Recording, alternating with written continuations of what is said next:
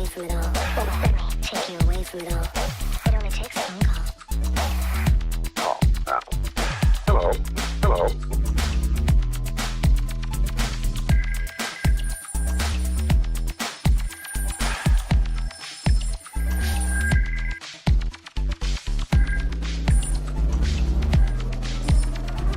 Let me show you another world of excitement. Let me take you away from it all. It only takes a phone call.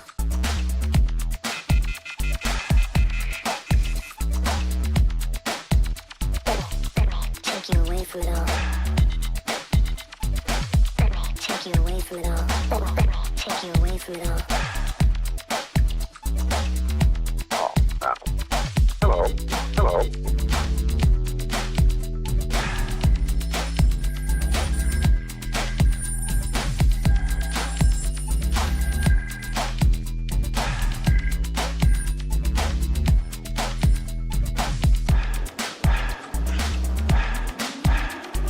Let me show you another world of excitement. Let me take you away from it all. It only takes a phone call.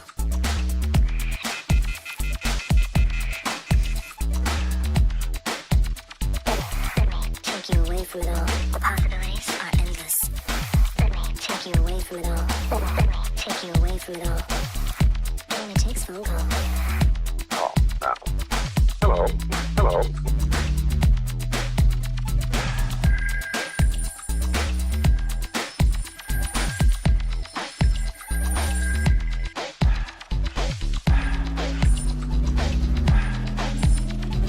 Let me show you another world of excitement. Let me take you away from it all. It only takes a phone call.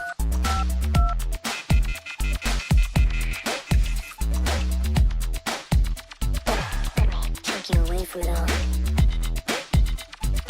Let me take you away from it all. Let me take you away from it all. It only takes a phone call. Hello. Hello.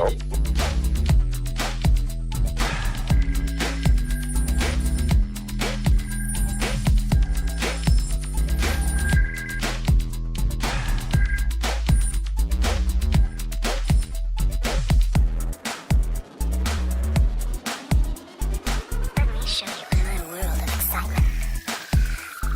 Let me take you away from it all. It only takes a phone call.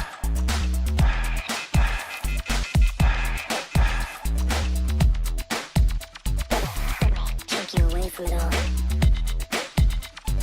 Let me take you away from it all. Let me take you away from it all. It only takes a phone call. Hello. Hello. Hello. Hello. Hello. Hello.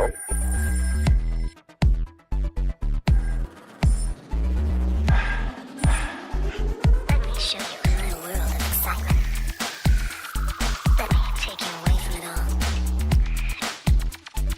It only takes a phone call.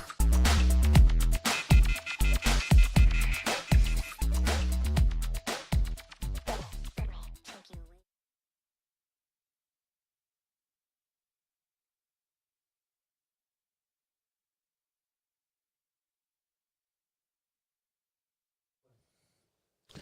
Welcome everybody to Calls with the Wizard. I even forgot what episode it was, but guess what? My guest isn't even here yet. So, we're just going to go ahead and just go live and just do, make the best of it. When you book somebody ahead of time and you make flyers and they don't show up, it just tends to piss you off, especially I've been doing this for a little bit over 3 years and it shows a little disrespect, but I'm going to go ahead and just try to do this anyways. But if you guys haven't watched any of the last episodes, I just did Freaky Tales not too long ago. I did the MB Riders. I did the Freaky Tales. Oh, I think I already said that, bro. It's just that when you're pissed off, your mind's not right. Anyways, I want to thank everybody in the live chat. I want to thank all the IE fools, all the LA fools. I want to thank everybody who commented, subscribed.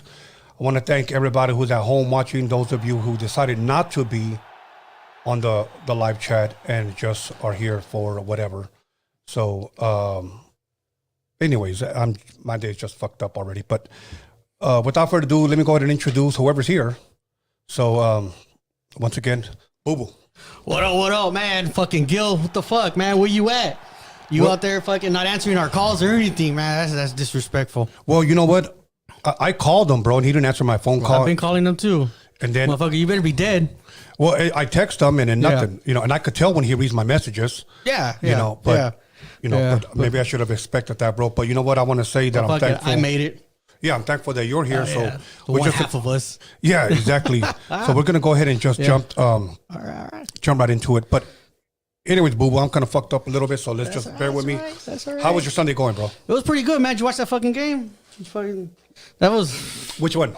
the 49er game. That was just horrible. Oh, the 69er. yeah. Ah, right. Right. The fight was better than the whole game. You know what, bro? I look, let me say this. I'm glad that those motherfuckers got slapped around, bro. I really am. Yeah. Everybody was already handing them the Lombardi trophy. Yeah, right? Everybody was. And Purdy's going to go to Super Bowl. Purdy this. Well, you know what? You know what the score was? Purdy won the 7.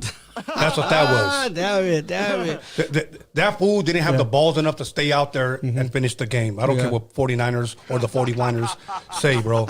You fucking lost. Sit down with us. Sit down with us, the Raiders, and watch the Super Bowl. That's right. So, But anyways, man. Anyways, I want to say thank you for bringing me in. Yeah. You know, shout out to Wilmington. Right here in Wilmington. Roadium Radio. Shout out to all sides of Wilmington. yeah. You know? Hell yeah. That's Thank you, bro. Thank you, bro. You know what? Do me a favor and check if he's messaged you at all. If not, don't worry about it. Let's see. Hell no. This motherfucker. Okay, well, Yeah, whatever. And don't I had worry. a bunch of Cali Mac questions I needed to ask him, too. So Now you can just put them on blast. well, put it this way. I'll tell you what. If he doesn't show up anytime soon, I'm just going to call him live. Yeah. And we'll just put him on blast in front of We'll everybody. blow up his shit. Yeah, exactly, bro. Anybody got his connections, blow them up. I mean, was he supposed to come with you? No, because I come from Whittier. He comes from Hollywood. Oh, okay. So it was just more easier just for us to show up here, you know. Okay. So yeah, I just drove out here by myself, and All good. that was it. All good. Now, really quick before we move on to you, what I'm gonna call it, Cincinnati and I believe Casey are going into overtime. Yes. Now, The last time I seen the score is 2020. 2020. Yeah, now, that was right before. Right now, we don't know who won or who's going to win. Who do you got right now? I got KC, man. I want KC to go. Okay, I'm gonna have to go with Natty. Ah, damn Okay, it. so a ver qué pasa. Yeah, let's see what happens. Yeah, exactly, bro. Yeah. Now, as far as you being a co-host with Gil, how long have you been on there? I've been on the show since 2019. 2019. Now, how did that start for you? Did he just invite you one day? Did you just start hanging out? Well, Gil knew we knew a mutual friend, and that mutual friend got an interview with Gil. I showed up with them. Me and Gil just started talking, and then Gil interviewed me, and that's how we ended up connecting. And then it was kind of like, well, why don't we? Him and the mutual friend started talking about going on the show, and I just kind of followed in on it. You know, really wasn't trying to. You know, and it just kind of stuck with us. You know, and how do you like it so far? I love it. Yeah. You know, like I'm here for the camaraderie of with Gil. Like when I first met Gil and we went to eat, and it was a little scary because him being from a different neighborhood than I am that don't get along at all. Right. And it was just kind of like when we were talking about it, I was like, fuck, man, like seriously, like fuck it, let's do it, like. Let's see what this is about, you know? And then honestly, I had talked about it to my girl. Like, should I bring something? Should I not? Like, what the, you know, he's going to come not by himself. Like, it was a real serious conversation me and my girl had, you know? And I was like, fuck. And then I just said, you know what? We're meeting in a public place. Fuck it. We ain't going to bring shit. You know, what's going to happen? You know, we're meeting in a restaurant, in a public place. And we met. It was, you know, fuck. And everything just went smooth from there, you know? And it was, fuck, the motherfucker was on some grown ass shit, you know? And so, you know, my level went to some grown ass shit. And fuck, we've been friends ever since. And fuck, I love that motherfucker. Right now, I'm mad at him because he fucking deserted my ass. But but you know, but fuck, I love that motherfucker. That's dope, man. Now, let me ask you this. Being from two different neighborhoods, did you ever get any shit personally? From my neighborhood, yes. Or just from anyone saying, what the fuck are you doing with that guy? Or yeah, whatnot? from my neighborhood, I got phone calls. Really? Yeah. From homeboys that don't even bang no more. You know, from my youngsters, no, not at all. Because they all respect me, and I respect them as well. I still tap in on the neighborhood every once in a while when something goes wrong. You know,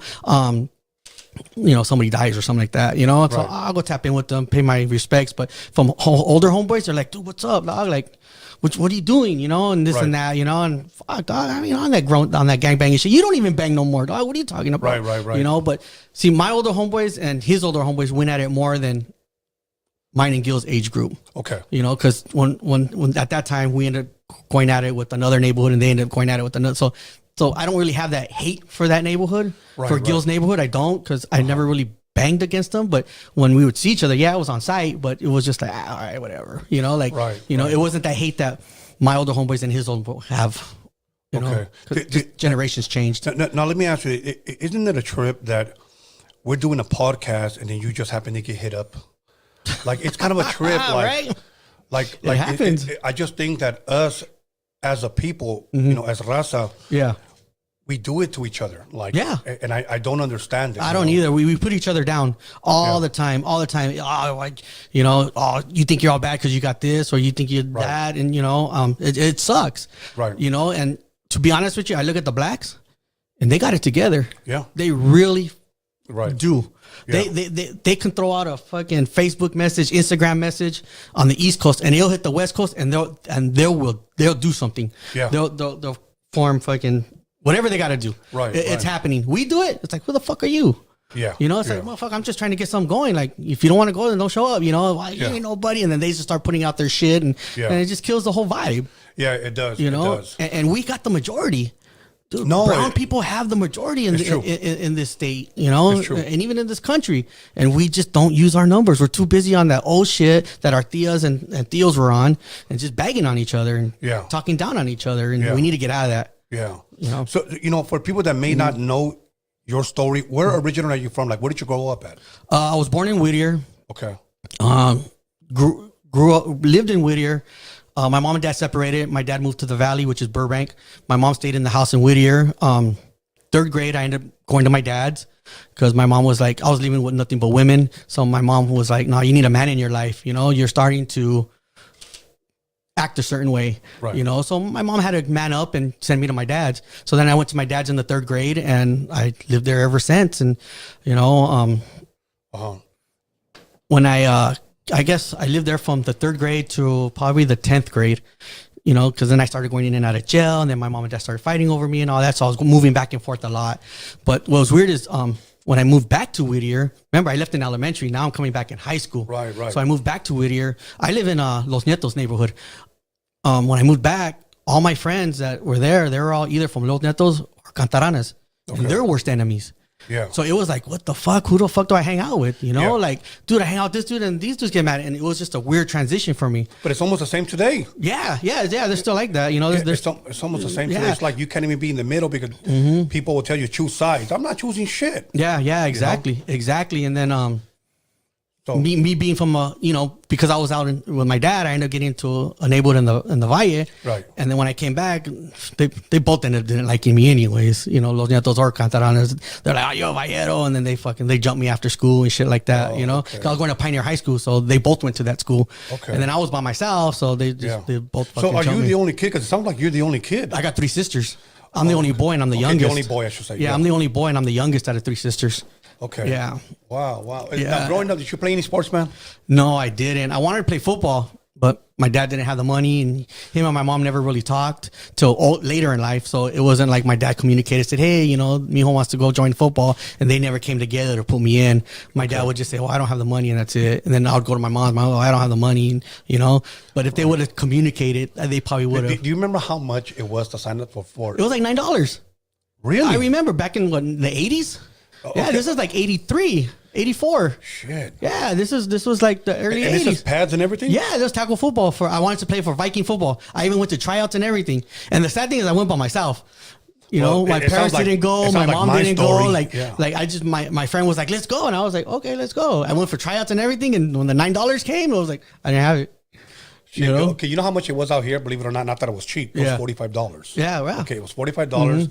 And I would go to all the practices by myself, and I would walk home, and I would go to all the games by myself. Yeah. My coach would take me. And then one of the saddest parts was about a year later, I was telling my mom that I wanted to play again. Yeah. And this is what she told me, bro. Now, keep in mind, I'm one of 10 kids. Yeah. She tells me, ¿Qué quieres jugar? Like, what do you want to play? And Yeah. I said, I want to play football again.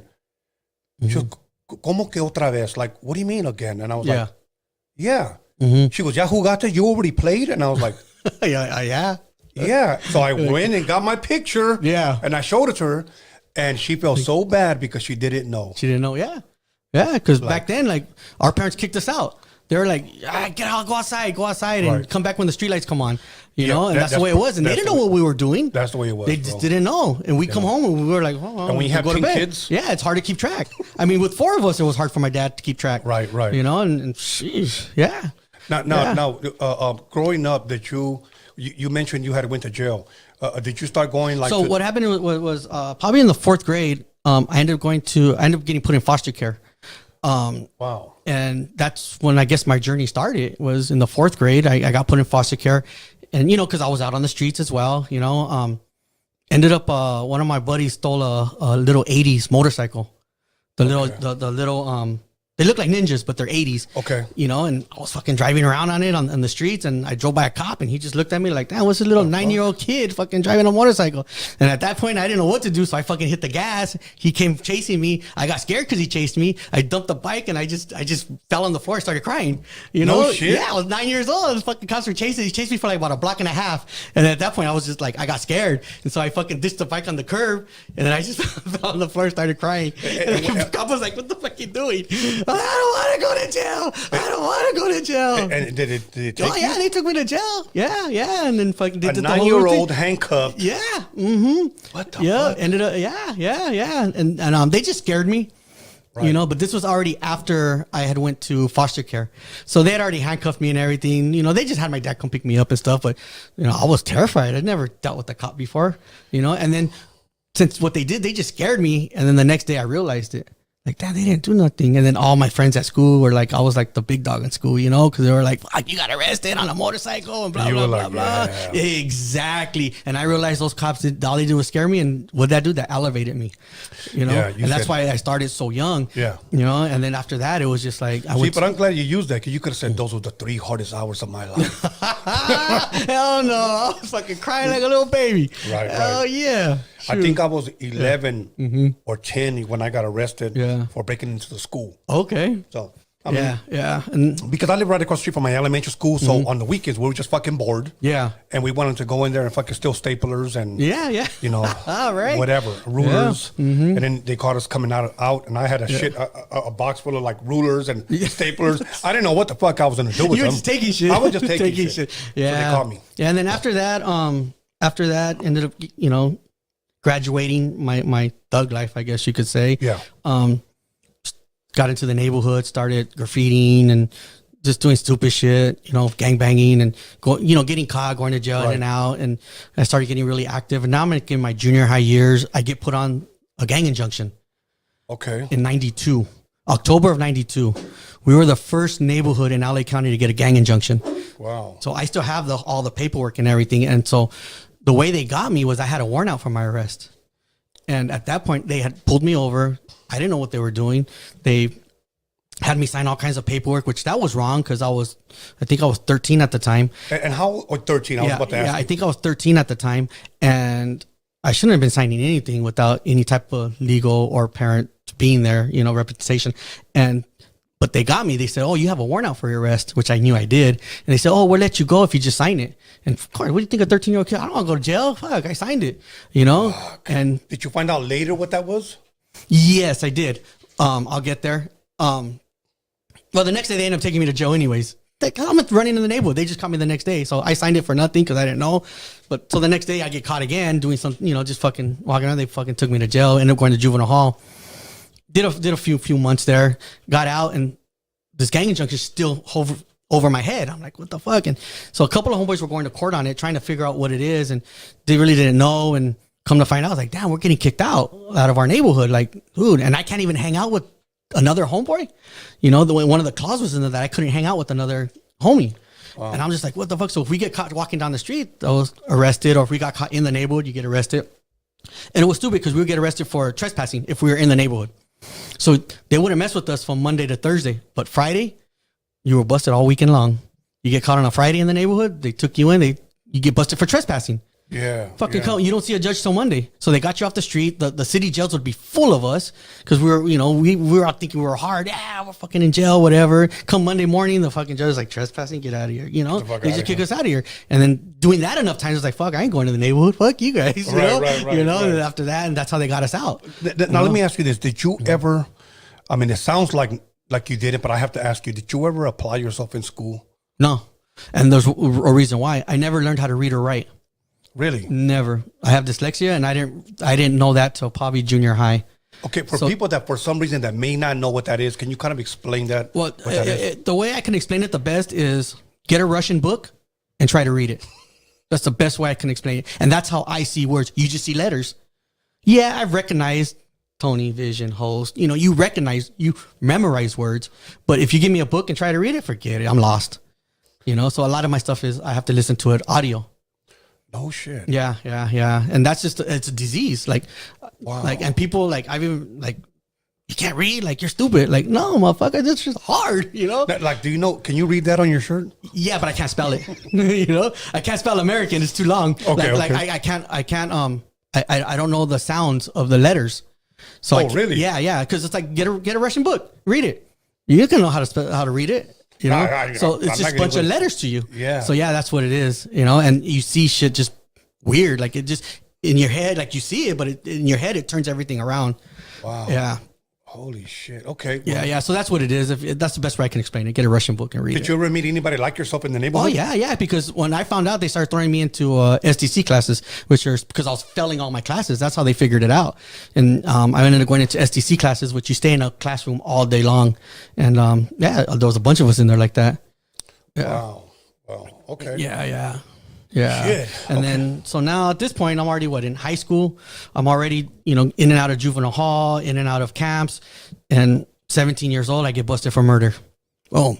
They send me up to county. I'm getting tried as an adult. So I never went to YA. I think I went once on a 90-day op. It was Fred Sinales. I just remember walking in and walking out. Like, what the fuck was this about? I didn't get put into general population or nothing. It was a 90-day op. You stay over here for 90 days and then they let me go. Like, I don't even know what that was about. So I don't even claim that I was there. Like, a lot of people say, that's gladiator school. I'm like, fuck, I stayed in a room all day, So I don't sit there and say, yeah, I was there too. Fuck, I got no stories in there, But then 17 years old, I got busted for a murder, attempted murder actually. And they tried me as an adult. They tried to give me 25 to life. So I was in Supermax at 17 years old. Oh, at 17. At 17 years old, I was at Supermax, spent my 18th birthday in there. Was I scared when I went in? Yeah. Hell yeah, because, 17. I was going to county and these cops were telling me on the way there, you got from Burbank to fucking to LA County Jail. This was, Twin Towers was built, but it wasn't open yet. So I was in Min Central and they're telling me that like, oh, you're going to get raped. The cops, they were just, and man, my mind is going crazy. I'm like, what the fuck is going on here? So I get in there, I'm scared already. Right. And then they send me up to 9400 first. And like, these guys are men that are in there, and I come in with this baby face thinking like, whoa, and, how long were you there for? I fought that case for 1 year. So I was in there and then, first couple of days I was terrified because, what these cops were telling me and I'm fucking watching my back and everything. And little by little, I started seeing people I knew, like, hey, fuck, that dude was in juvenile hall with me. That dude did time. I did time. Fuck, that's the homie right there. That dude's from that neighborhood. I know him. What's up, fool? Like, and then after a while, it was just like being on the streets, and I just stayed. And then I went up to Supermax. I stayed there most of my time up in 714. And, finally I beat my case and went home. And when I got home, I ended up working at a hospital.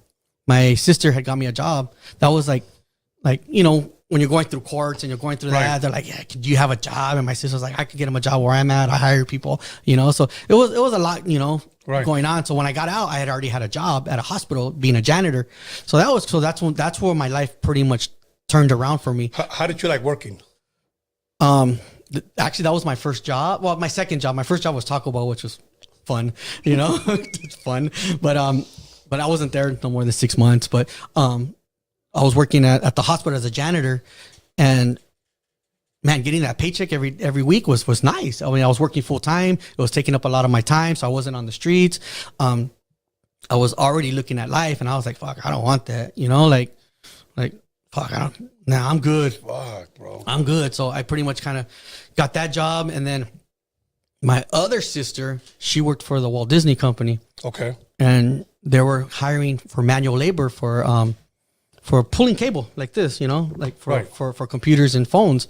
So they were like, dude, we're hiring all these people. We just need somebody. Like, you'll only be here probably about a year. I was making $7 at one job. They hired me at 15 overnight. I was like, That's dope. right? I was Yeah. like, I'm gone. I went for a year. So what? So I did that. And then finally I just started, I stayed there. When that project was over, they hired me full time. And then, then I got more money. And then I've been there 23 years now. Now I manage their telecom division. That's dope. So when bro. people I say that. Disney was like my second job, and I've been there 23 years, and I manage the telecom division there now. Now, when you say Disney, are you talking about the company Walt- in Burbank? Yeah, the Walt Disney Company.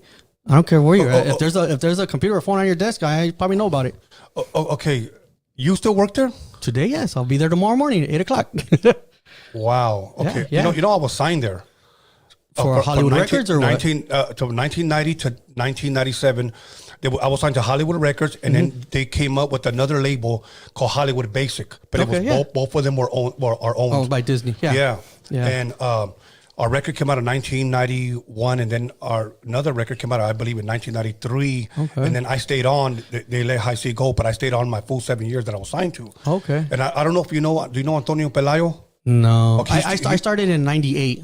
Okay, he's still there. Okay. He's still there. He's a guy. He's an artist and works for Disney. Actually has an office there as well. Okay. But I was always inside Hollywood Records because if there was a phone or a computer on your desk and it needed to be worked on, I was then there. I was gone the year before. Oh, okay. So I just missed you. Yes. Yeah. Okay. Yeah. Now I have to ask you this, bro, because everybody always asks, what's going on with this? Like The story on the beard? Yeah, what is you look like a pirate?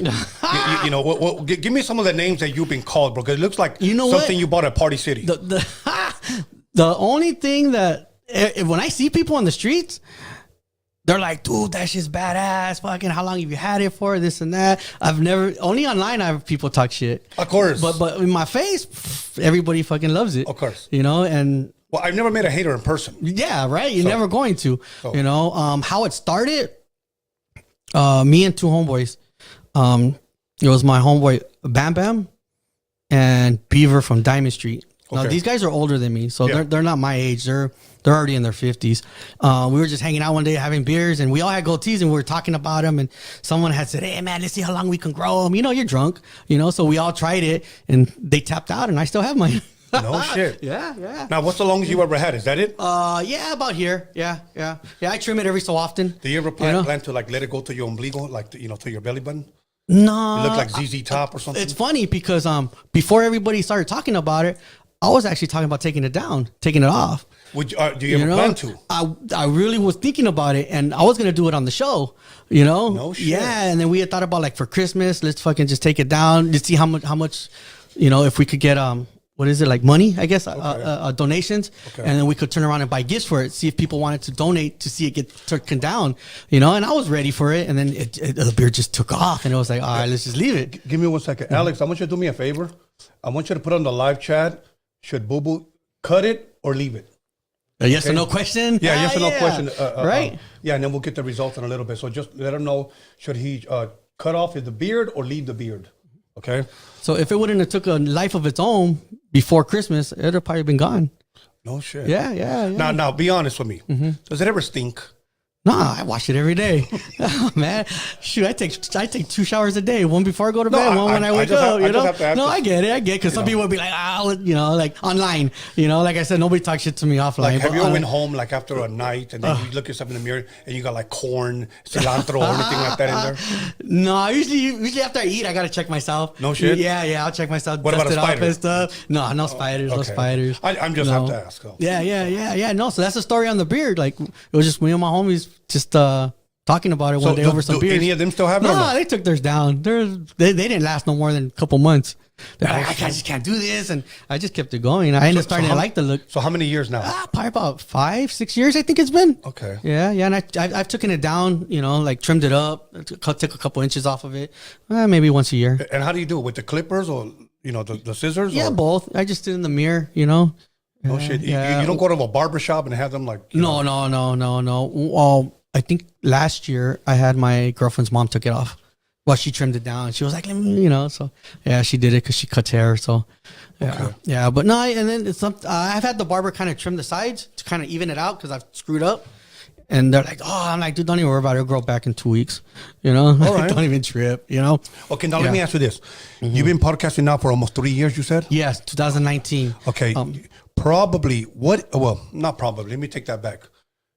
If I had to twist your arm and ask you, who has been the most exciting guest that you guys have had? Oh, wow. In your opinion, opinion. It's so hard because we had so many good guests.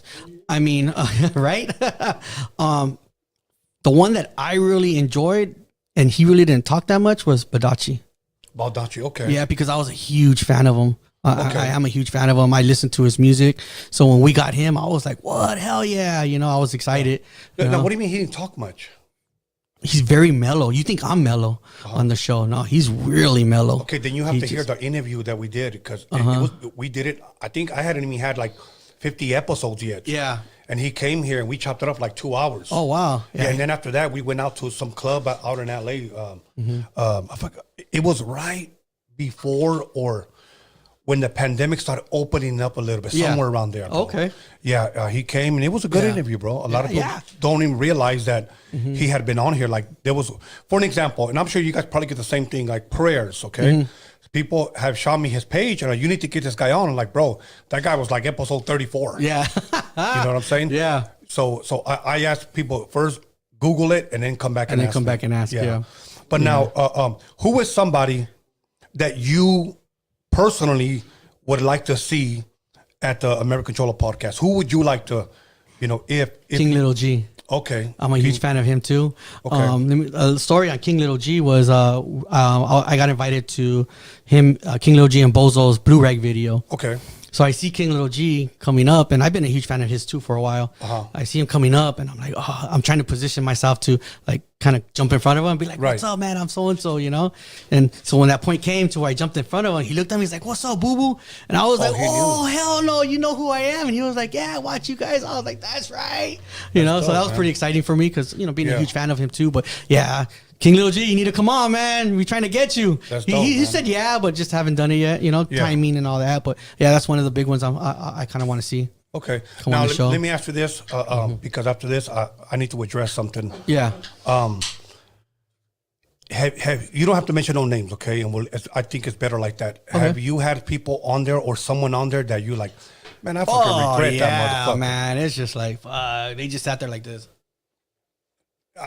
And you're looking at him like, if he wouldn't have said nothing, like he wouldn't say nothing either. Yeah, but yeah, we have. Yeah, I've had people like that, and I've had people that couldn't get off their phone. Oh wow. Yeah. I think some of the most disrespectful shit would be, say, you invite me to your podcast. And you just sit on your phone. Yeah, I sit on my phone and I go, hey, man, do you mind if I go live? Yeah. Now, first of all, we're about to go fucking live. All right. But you want people on your Instagram to look at your ugly ass face while you're talking. Yeah. Like, so they go live. Yeah. And I had this one guy, he was answering somebody and I said, yo, man, I asked you the question. And he goes, hold on, I'm answering somebody. Yeah, that's disrespectful. Yeah, bro. So, La verga, never invited him again. He actually hit me up not too long ago and told me, yeah, bro, you go, did you give me another interview? I didn't even bother reading. Don't even try. Hey, do me a favor, bro. Check if Gil hit you back, bro. Because if not, then I need to say something. You need to say something?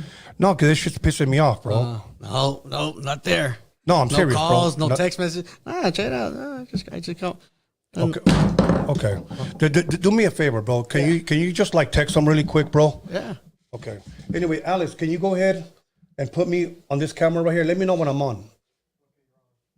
Okay. First and foremost, Gil, I don't know. First of all, I don't even know who in the fuck won, Cincinnati or KC. But I do want to say that, when I book you, bro, I expect you to be here. I expect you to, keep your word as a man. I made flyers for you. I called you. We talked earlier. You were talking all this shit, talking about, I'm going to be there. I'm going to address all these people that were talking all that shit. But I'm calling you out and you're not even here, bro. So, how were we supposed to take calls? This is supposed to be calls with the wizard. I told people earlier, if you got the balls, make the calls, okay? And people are going to be calling and you're not even here, dude. So, I don't know, dude. You know what? I'm gonna tell you guys right now. Anybody who's following Gil, go bang on his ass. Go to his page and tell him he needs to get his ass over here. You know, because honestly, it's just some bullshit, bro. Him and his Cali Mac bullshit, bro. I'm not trying to disrespect your homie, but you know, I feel disrespected. Anyways, let's fucking continue this interview. Anyways. Cali Mac is in the building, player. What's up, Tony? Let's get this shit in here, man. Did you get my text right now? I got it, homeboy. I got it. Oh, good. Gilly pulling up, Gilly this, Gilly that. Come on, homie. You know we pulling up, Tony. Right. Yes, sir. Right. Tony, thanks for having us over here, man. You know what? I'm glad that you're here, big dog. You know what? Can you put that cord, put it a little bit more? There you go. better? Just a little bit more. Yeah. Yeah. There you go. All good, bro. Now, let me answer this, Gil. Football question before we get into the meat and potatoes of all this shit. Were you surprised today, 49ers? I was happy. I was happy too.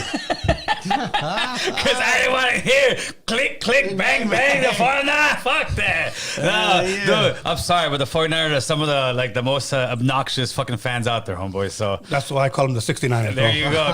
But I thought it was going to be at least a much better game. Oh, That shit dude, was that was horrible, dude. That shit was the most horrible. exciting was a fight. Yeah, the most exciting was That the was the fight. most exciting. You know what? about it. Those guys showed the true colors because you could tell when they were fucking sore losers that were trying to start a fight. Yes, Yeah, yes, yeah. yes. You know, that's some bullshit. The fight was on the field. Don't try to start no other side fight, dude. You know, the shit is on the field. Oh, yeah. But now, I didn't find out, but you know what? I'm not trying to be disrespectful, but I will find out for us right now who Score. won. Yeah, for sure. There's I mean, KC that's- and Cincinnati. I said Cincinnati. He said KC. And the winner is KC. That's right. 23-20. That's right. So who you going for now? Super Bowl. I'm going to stay in the NFC East. I'm going to pull for Philly. Yeah, go I'm for going for Philly? Philly as well. Yeah, the only one for KC. Well, they already got one before, homie. I'm good, homeboy. Now, even though you're a Raiders fan, you still going to pull for KC? Yeah. Okay. Yeah, well, honestly, I was kind of pulling for 49ers because they're a California team. Yeah. But Nah, now that Charlie they're gone, Holmes. oh well. Now I'm just gonna go for KC. I like their quarterback. He's on it. All right. He has a crush on him. Yeah. But we don't want to tell you. Yeah. He has a crush on him. What's good, though, Tony? Let's get this bitch in, man. Yes. Okay, Gil. Nobody thought you were going to be here. Everybody thought you were not going to show up. But a lot of people started talking shit on a lot of the comments. Oh, I loved it. Yeah. Hell yeah. I loved it. I saw your comment section blowing up, homeboy, Yes. which is a good thing. Yes. It means there's a controversial guy coming that, whether they like it or not, they're watching. Right. So we're doing our job, homeboy. Absolutely. You know what? I want to ask you something, isn't it? I don't want to be the dead horse, but there's something that I wanted to know. Now, I don't want to get into the whole Tiger thing, but it concerns that song. You went and had a meeting with Tiger at Power 106. Yes. You guys met face to face. Yes. Everything was good. He took down the video, his video, but the very next day, because something powerful happened, you pretty much opened the door where our voice was heard at Power 106, but they take down the interview video. Yeah, quick. Okay, I wanted to know, why did Power 106 do that, and did they notify you beforehand? No, they never even spoke to me. I never had any conversation with any of those guys. What it was that edited video, the one that became real fucking famous after No Jumper also posted it. I think they made that as an excuse to take it down, because then they started painting myself as a racist. And the reason was they don't want us to have a voice, Tony. Yeah. Whoever the industry is, and when I say they, it wasn't African American, I'm talking about the industry in general. They didn't like that we actually spoke up and had this gentleman who's a platinum award winning artist take down his video. And to me, more props to Tyga, but it was, to me, I took it as a shot against us not wanting us to have a voice as brown people, and that's exactly what it came down to. They didn't want us to have that glory. It was less than 24 hours, and then everything went to shit for about a few weeks. Now let me ask you this, because I know No Jumper posted up that video of you when you were pretty much, they took you out of context. Yes. Okay, and then you were pretty much saying that N-word, but they were making it seem like that's the way you talk, and that you were racist. Yeah, of course. They took it out of context, because it was the ER one was, like I said, and I've said it before, it was a story I was telling about a friend of mine that went to prison, did about 7 years in attempted murder. When he got out, we were supposed to go visit a brother that we knew together. I said, let's go to so-and-so's house. And he says, what? F that ER. And I just said it like that because to show how powerful the racial shit is. Right. And I looked at him and said, what do you mean, homie? Like, no, F that ER. And that's exactly what so they got that little part, put it out there, nipped it, and made it seem like I was just saying it like that, and it wasn't that. So that's why it was completely out of context. And when A.DA saw it from No Jumper, because I hit him up, because he was like, hey, dude, we had a conversation like for a good 30, 40 minutes, right? We talked. Yeah. And that was before that. And then after that, he said, dude, I got people hitting me up. Like, dude, I spoke up for you, highly you, Gil. Like, and I said, homie, here's the real video. And he was like, whoa, this shit's fake. I said, yeah, that's what I'm trying to tell you. It's them just trying to knock us down. And there was a few brothers that got at me, like Glasses Malone, another one. Shout out to Glasses, man. That really like, you know what, Gil? Nah, this is bullshit, man. We know what it is. I've been to your house, homie. You ain't like that. And he told me that other people were calling him, and they were like, I'm standing by Gil, man. Gil's a good cat, and and I appreciate that love. Right. Okay. And so they never, Pablo Buenos never got back to you. Zero. But I now let me ask you this: while this whole ordeal was going on, there was a lot of shit hitting you, and you had even mentioned that you had even got death threats, and people were going on your page and talking shit about you. And I remember I even called you. Yes. And I said, "Don't worry about it, bro. I got your back. You know what? Yeah, I know you they did, took Tony. you out of Thank you. context. I know they took you out of context, and this is all bullshit." Did you ever have anybody approach you, like in person, or was it mostly just social media? I never had one single person like really approach me or say anything, but I could tell you I was on my toes. I was definitely on my toes at that point. Anytime I see somebody looking at me in a certain way, I didn't know if they were, looking at me because of that or just, maybe it was just in my own mind.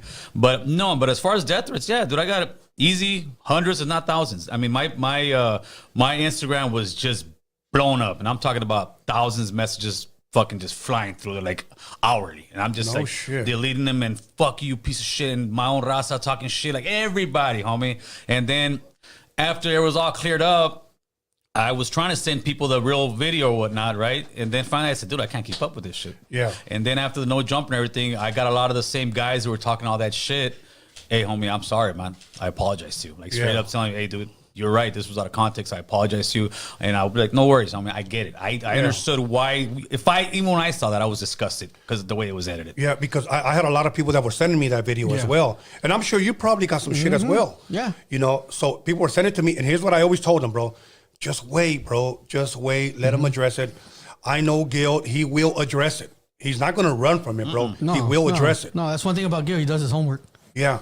Okay, so now let's talk about the whole no jumper incident. Now, when did you know he was not going to be there, or did you go to no jumper believing you were going to talk to Adam 22? I probably wasn't really too concerned. I just wanted to get on the platform. Whether Adam was there or not, I just wanted to get on the platform. But it would have been much better, I think, as a whole, for him to be there and actually, step up to the plate, and take some of the heat for it. Because what Adam does all the time is, he makes all this drama, and he always leaves the black and brown to fix it, especially in his own camp. I mean, that guy, he just outed his own boy for having sex with some transgender fucking chick, and they do it for the views, homie. And people seem to think that, that Adam's this guy. Adam pushes smut. Adam's a porn guy. Adam's that guy on Dirk Diggler movie that's that fucking producer who will sell his soul to make money. Because why? Because he's a porn guy. He doesn't have that morals and values. So he's gonna continue to do what he does. But yeah, he should have been there. I think Adam took off out the back door,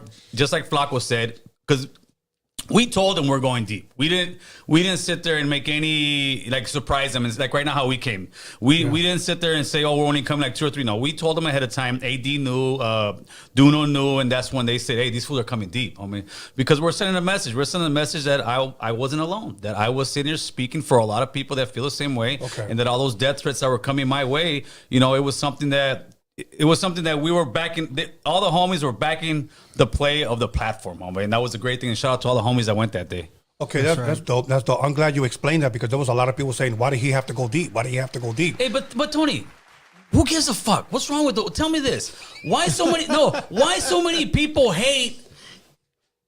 And instead of saying, look at the homie, he's standing up for himself, standing up for what's going on. And you got the same motherfuckers that were friends of mine a year ago, all of a sudden now, oh, he went too deep. Oh, he was wearing red shoes. Oh, he was like, motherfucker, you're just looking for a reason to hate. If I went with 2 people, I went with 40 people. As long as we conducted ourselves professionally, that's exactly what we did. We didn't go in there tearing up no table. We didn't go in there cussing out. We went there and said our piece, homie, and walked away like men. But why? Because our raza so many times is just looking for any fucking minute fucking excuse to make a reason not to like you.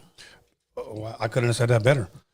Okay, now, so the way No Jumper, I guess the video that they played when you guys were there, I wanted to be there, but I had a poker game or bullshit. It sounded like he was supposed to be there, but he just happened to have a poker game. When he was on the phone, he was not at a venue. He was at a house. And then he had another interview where I heard them speak, and they said something about Adam being at his house. So the poker game probably was a video poker game or some shit. Right. But it wasn't. I don't think for one second that he was really at a poker game somewhere like at a Vegas or anything like that. No, I think he was scared. I think he fucking felt the heat, and that's why they're not. Oh, we're not messing with those guys. And I spoke to Adam probably like about, I don't know, a few months ago, very briefly on IG again when he took Tariq Nasheed out there, and I told him and I put the video up of Tariq. Why don't you put this as news when he's saying all that racist shit? Yeah. And Adam's like, hey man, I didn't know they were going to talk about you. I said, you're the one starting this shit, Adam. Oh no, I'm gonna come to your platform, this and that. And after that, I'd never heard from Adam again. Do you think he'll ever come to your platform? I don't think so. I think at this point, I don't think so. I would love to have Adam on the platform. We'll have a real conversation. I think what these guys like to do is they like to go to places where they can, manipulate their way of speaking and make it seem like they're not doing anything wrong to the community. But all the while, no, man. Adam's pimping the people. Adam, like I said, Adam, he's a porn guy, homie. What do you expect from that? Okay. So he wasn't there. And then you had a conversation with Duno and then the other guy. A.DA. Okay, A.DA. Shout out to A.DA. Now, at one point, you had said, because I seen the interview, a lot of us saw it. You said, if he was here, I would have called his ass a fucking culture vulture. Yeah, absolutely. Okay. So you would have said that to his damn face? Absolutely. Why not? Because he is. I mean, that's what he does. He's Adam right now, and it's sad because all those guys that know Jumper, especially after this last week when he outed his fucking one of his day ones, fool. One of his day ones. All he had to tell that chick was, you know what? I'm not releasing this video. Oh, she was gonna get mad? Fuck her, let her get mad. If she was gonna expose him on her platform, that's her business. But I'm not gonna have somebody come to my platform, talk shit about Boo Boo and do some crazy shit. I'm like, hey, dude, this is where this is going. I'm good. He exposed it. He said he had two editors look at it, and at the end of the video, you can clearly say, hey, house phone, that's the guy's name. Hey, house phone, we need the views. That was his boy that said that. You got two editors. I would have caught that all day long. I wouldn't have released it, first of all. That'll just tell you how he'll sell anybody. Yeah. He'll sell anybody. And the thing is that it's the money, homie. It's once again, it's the white man with the money, and that's the reason they ain't leaving. And it's fucked up, but that's what it is, homie. Yeah, so, that sucks for the gentleman that fucking got outed. Like, dude, imagine his family. He has a family. He got kids. He got nephews. He got a wife. Okay, give me the scoop of why did he out him? You said it was one of his day ones. One of his day ones. Okay, and then he brought was a transgender in there. Okay, which he met her a few months ago, and she had told Adam, "Hey, I know some of your boys in your own circle that are fucking with me." Oh, shit. So he already knew something was going on. And then when the interview started, that's what she was there for. She was there to out his boy. And they released the interview. They released the interview with his name. So pretty much, no, not even pretty, they outed him. They outed him that he was fucking boning some transgender chick, homie. And is he still there, that guy? Yeah. Well, he hasn't gone back yet, he but came he's on still saying this is 2023. Yeah, he was making all kinds of excuses that he didn't touch the pito, he didn't kiss the pito, but yeah, but he did something, you know. But he touched the chicloso. But he touched the chicloso. Damn. Oh, shit. Hey, but that's cold. It is, You bro. don't do that to your day one. That's cool. You know, but like, he didn't even care about his family. It ain't going to be the first, and it's not going to be the last, boy. And that's what we said when we were there. I said, look at the kind of shit you do, Adam.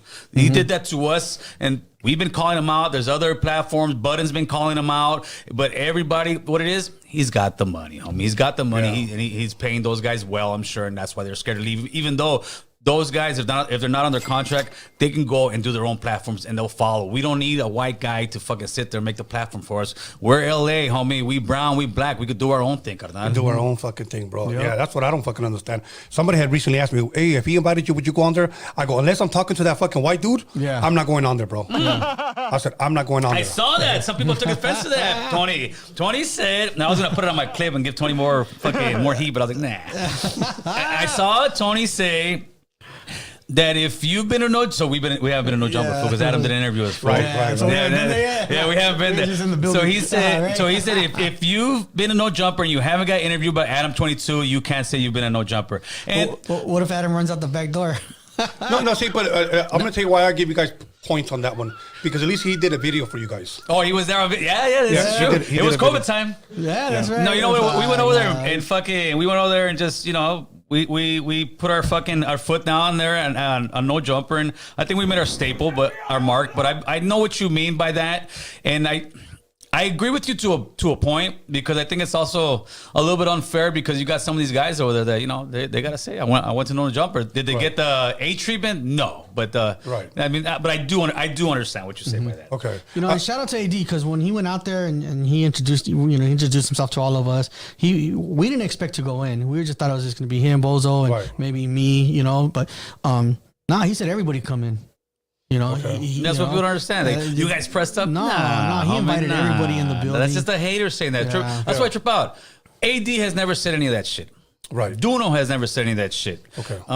Maybe Adam did, but those guys that were there never said anything about us pressing up on them. Never said, our own people are the ones. Oh, why you have to go 40 deep? Oh, why? Like, fuck. I mean, like I said, it's back to that haterade. It's just 'cause we have support. You know? Yeah, that's all it is. Yeah, but no, with AD, it was all love. With us going that deep, it was all love. It was nothing fucking foul intended, and it worked out great. If Adam called you personally and he told you, I want you to come back, I want to have a one-on-one with you, would you go? I would most likely go. I'd be a fool not to. But I would really like him to come on our platform. But yeah, absolutely. Like with Tariq Nasheed, I saw somebody in your comment section ask, you know, if you call Tariq a pimp, this and that, you would have talked to him, and now you said you would have that sit down with him. And I said, yeah, I would. Because that way I could expose what a fake guy he is. And Tariq now, just for the record, Tariq's running for me. I caught him slipping on a platform, and I called in, and I started asking him questions. I believe it was Alonzo. Yeah, it was an Alonzo's. And Yes. he started, I said, come on, answer my question, Tariq. Most of your family is white and Latino, but you're saying all this racist shit. How about that shit you said about DACA and selling their pussies and this and that? Oh, I never said that. I said, Tariq, it's on record, homie. So I think Tariq got a taste of what the kind of questions I was going to ask him. Ever since that, he ghosted me. No shit. Yeah, Tariq's ghosted me. So people who think that I'm the one, no. After that conversation, Tariq ghosted me because I'm going to come out with the facts, homie. And the facts is he's a pimp, homie. And it is what it is. Yeah. You know, look, I always said this, that an innocent man has nothing to hide. No. Right. He should be able to take your He dishes it out a lot. So that's the thing with a lot of people, Tony. And that's why a lot of people don't like me.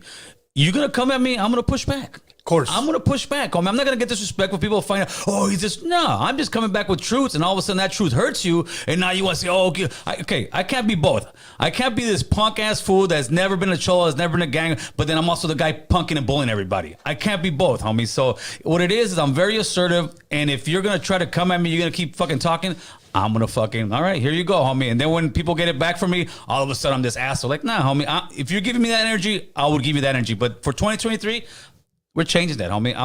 I'm not worried about what people are saying. Of course. I'm not fucking. If you see my YouTube, I'm no longer in the comments section. I've gone away from that. So in 2023, we're on a more positive tip, and we're just, we're trying to get the platform to bigger and better things, man. Good. Okay. Now, Tariq, how long has this history been going on with you guys? Like, how long have you guys known about or talked about each other or confronted each other? Tariq was the one that initially started this whole thing. I remember I was at work, and it was during that peak area, maybe like around in 2020, when a lot of vendors were getting attacked. Okay. And I pulled over and I said a bunch of shit talking about the rappers, where the fuck are you guys at, this and that, and why don't you guys say anything? This was before I had interviewed many more brothers, where I found out that the brothers are like, hey, they're not in our corner either, Gil. They don't give a fuck, right? So I said all that. So Tariq made a video on me talking about, that's when he started saying the fucking Mexican and this pudgy Mexican, and that's when I did the response video on him. So he was the one that initially started with all that fucking bullshit. And you didn't even know him. I had no clue who he was. So this dude just makes a fucking video because you address something. So now he starts talking shit and you address him. Mm-hmm. And then, because I seen him on a couple of times on No Jumper, and he just started calling you a fucking racist. Yep. He's this, he's that, he's that. Now, let me ask you this. If you were to be able to sit down with them across, a lot of people say he's very, very knowledgeable in what he talks about. He's a smart guy. Do you think you would be able to, if you will, keep up with his knowledge as well?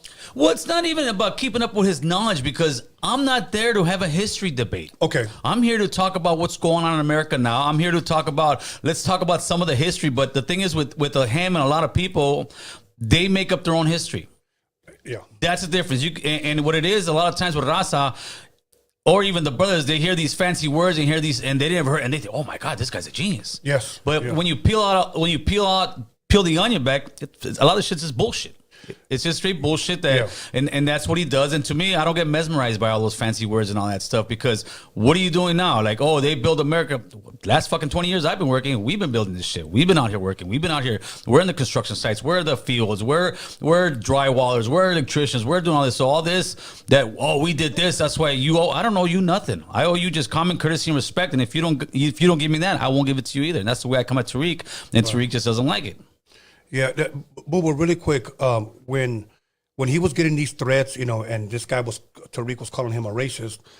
Did you get any of those threats or any of those comments as well on social media? No, when he started getting them, me and Gil, we talk every day. When he was getting them, he was putting me on game on, I started asking, who's this guy? So I started looking him up, and, I just started like, fuck, who is this guy? And, listening to his podcast and stuff like that. He pissed me off a lot, but I wasn't involved in the direct, yeah. Now, what the fuck was he talking about when at one point he was actually talking about Mexican girls, fucking black dudes? That's what he was saying. Oh yeah, he was an idiot. Yeah, bro, like stuff like that.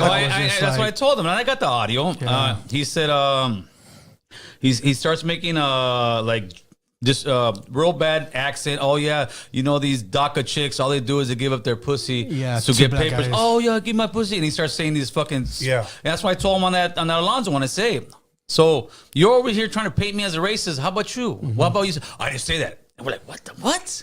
Yeah. So now he's trying to run from that. But the crazy part is this, Tony. That guy's been on the Tonight Show. That guy's been on CNN. That guy's been on MSNBC. Really? That guy's been on every single kind of big thing. He's been on the Late Show. You name it, he's been on it, bro. And nobody's ever called him on his shit? That's the problem with the double standard in America.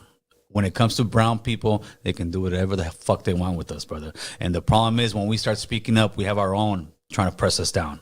Oh, fuck. I hear you on that one, bro. Mm-hmm. I hear you on that one. Yeah, and that's what he's been on all those shows, and to me it's like, wait a minute, man, how can this guy who's just a straight out fucking racist and he's racist not just against Latinos a lot of times, he's racist against actual Africans from Africa. He's racist against Caribbean. He pushes this one narrative that's fundamental Black America, that they build everything, that it's just American based, and everybody else who's not a Black American pretty much go screw yourself. You're just taken away from their country. That's the way they see it. It's almost like the same thing as a white supremacist who says, this is our country, we built it, this is us, blah, blah. You guys go back to your country. That's exactly the same fundamental stuff that they say. They sit there and say that we come here, we take everything from the land, we don't give everything back, and that they're the original people here and this is their land. And now they've even taken up the thing where they're the original fucking natives. Okay, fuck. Okay. Now, so you catch them slipping on the Lonzo. By the way, much love and respect to Lonzo. Lonzo's been here several times. So you called him out, and did he agree to sit down with you? He had agreed to a sit down before that. When I called him on the phone and went on live, and he was like, cool, and then after that, they clipped that video, they put it up, it started getting a lot of views. But the problem was a lot of people were fucking laughing at him. Like, oh shit, Cholo fucking got on his fool. He was stuttering, he didn't know what to say. They took the video down. Alonzo ended up taking that video down because he was getting too much heat on his boy. Shit. Yeah, because he just didn't look good. He didn't look good because somebody finally called him out on his fucking bullshit. That's what he does. And I remember looking at that video. That it was getting a lot of views. It was getting a lot of views. It was going viral on his thing. And that's when he took it down. And then after that, I reached out to him, and that's it. He's ghosted. Which is fine. But I just want to let people know, don't think it's me, it's that guy, because we're gonna hit him up with the facts. I mean, you can know all you want about this history book or that, but when it comes to facts, facts are facts, homie, regardless. Yeah, and what was this whole thing with Mexicans? Because he says, and a lot of people sit there and say, "Oh, you guys are just white Americans. You guys pretty much you guys are Europeans, this and that." And when I come back and argue, and they get pissed off, I'm like, "What's your last name?" Yeah. Let's keep it real. You're going to sit here and tell me because of my blood. Look at your last name, man. Don't sit here and tell me, I'm American like you, or I'm brown. You're not going to sit there and tell me that I'm just fucking European just because it fits your narrative. And that's pretty much what he does with that. He says that a lot of Hispanics are just, we check off the white box every time we go. And I'm like, I've never seen that in my fucking life, dude. Yeah. But that's all that is with that. Okay. Boo Boo, let me ask you a question. And I just saw it not too long ago. Somebody actually called and hit me with it. And I was actually surprised. So I looked it up on YouTube, and it was there. George Lopez was on The View. George Lopez. Yes. I guess he was promoting his show, Lopez versus Lopez, or something like that. Yes. By the way, you know what? I've never seen one of his episodes. I've seen his stand up. I was a fan of his stand up. But he said something, bro, that really, really rubbed me the fucking wrong way. And I kind of want to see what you guys think, but let me go from him and then we'll go to you, Gil. He said, if you're a fan, if you're an enemy of drag, you're an enemy of mine. So let's get this straight. When he said a drag, I'm thinking a drag queen. Yes. Okay. That's what he means. Okay, that's what he meant. Okay. What are your I thoughts? think, why would he even put that out there? First of all. Yeah, I don't. It didn't make sense. It doesn't. Why would he even put that? If you're an enemy of drag, who are you enemy of mine? Like, okay, that doesn't make sense at all. But my opinion of him is not a very good one. I was a huge fan of him when he had the George Lopez show on. Well, I used to go to all his stand-ups and all that. I was a huge fan of him. But when I started losing respect for him was during the tortilla incident. When parents were throwing tortillas at the Mexican kids on the basketball game for high school, right? Yeah, and CNN came up to him and asked him, what do you think about it? And he had no comment for it. And it's just like, wait a minute. Every time something happens with the blacks, you stand up and you speak up for them, but you don't speak up for us. And he's like, well, what am I going to say? You don't have to say shit. Just show up and just answer. Just answer and support. Everybody would fall in line. Everybody, all of us would fall in line. That's George Lopez. Right. And he denied us. Wow. You know, and then people like Gil and yourself and other Hispanic platforms speak up and we tear us down. Our own tear us down. But George Lopez, everybody would have backed him. Everybody. All he needed to do was show up and just say that wasn't right. But he don't do that for us. Yeah. What were your thoughts when you heard about him? If you're an enemy of drag, you're an enemy of mine. I was about to make a video. I haven't yet because of Notorious. He pissed me off because, listen, as an adult, I could care less about drag. You can, if you want to dress up, call yourself Susie, go ahead, brother. No problem. The problem that most people have with drag is how they're having children go to drag shows. Yes. That's the problem because drag is sexualizing of men dressing like women. That's what a drag show is. Yeah. And they've been doing it for years. So what? But now that they're bringing it where you're having kids, that's the problem that people have. And for George to sit there and say that when with that tortilla incident, CNN did contact him, and then he made a thing on his podcast. That's what we called him out and said, what am I going to do? Same thing when he went and did that magazine, and he was talking about all the Latinx have to stand up anytime there's an injustice for one person during the BLM movement. Now he stands up for transgender. But when it's time for his own people, what am I going to do? And again, that's what happens too much in our community. Why? Because they see transgender, LGBTQ as trending.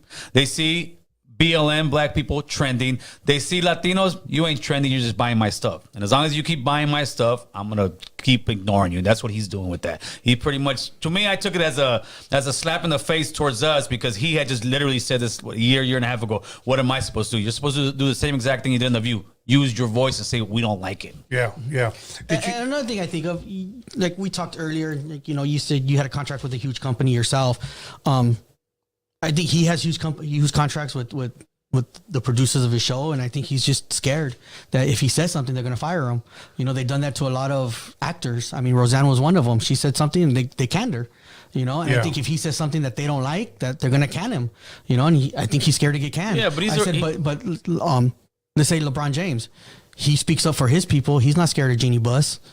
You know, because Jeannie Buss could can him for saying, talking bad about white people. The blacks will get behind him and fucking. Of course. And the thing with us, no, we'll get behind somebody who's trying to tear you down before we get behind somebody to try to help you out, homeboy. Of course. So I think he's just scared of those contracts. There has to be something. Like you've been in those big contracts. Yes. So that's another avenue that I think that he's just scared of. I interviewed a comedian here that used to work with George Lopez, and this is what he told me. Now, whether this is true or not, it's probably just hearsay. Yeah. But he said, remember he had the Lopez show, I guess? Yeah. The one. And then he had a second one. I think it was just called Lopez. Yes. Or something. Yeah. It was maybe 2 seasons. Well, during those 2 seasons, somebody told me that that's when he did that stand-up, when he was talking shit about Donald Trump, about the wall. Oh, yeah. Okay. So somebody was saying that shit was not even that funny, and it was more of a personal attack just on white America or Donald Trump or whatnot. And that he lost his deal because... There it is. Okay. Yeah. So it makes sense now that you're saying that because he doesn't want to lose his fucking deal. So I might as well just say, fuck it, I support drag, I support this, I support that. Yeah. You know? Because a lot of these huge companies do. Right.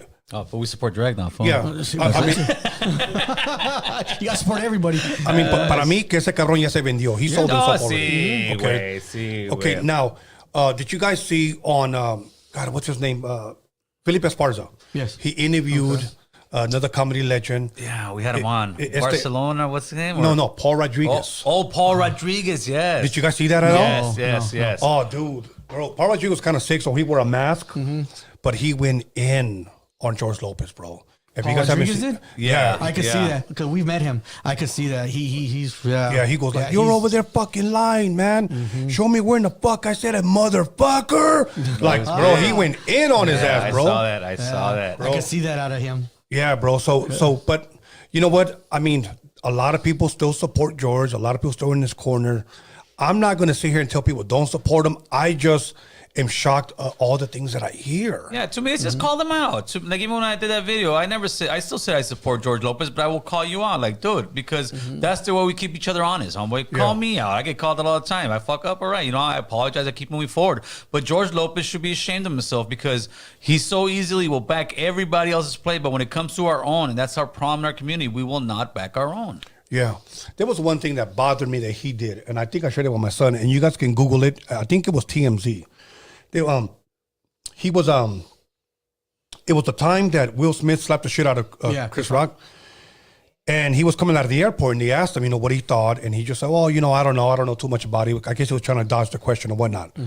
So the guy said, do you fear that other comedians are going to get slapped or other comedians are going to are going to stop from doing certain things because they may offend somebody, they may want to harm them. Yeah. And he was like, well, he was, again, answering it like a politician, pretty much saying, I'm not sure, I don't really know, I just do my thing, that type of shit.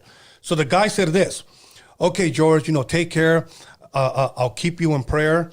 I'll pray for you that God will protect you. And here's what he said. And it was so weird. He goes, what do you mean pray for me? I told you I'm good. Yeah, and that guy goes, no, I'll just pray that God will continue to protect you. And he goes, I don't need no prayer. Yeah. What do you mean pray for me? I'm good. It just, that shit rubbed me the wrong way. Like, I'll take any prayer. Yeah, I was like, that was a kind gesture, bro. Yeah, and he just, disregarded him. I mean, if that was me, this would be a contradictory, but I'll pray for you.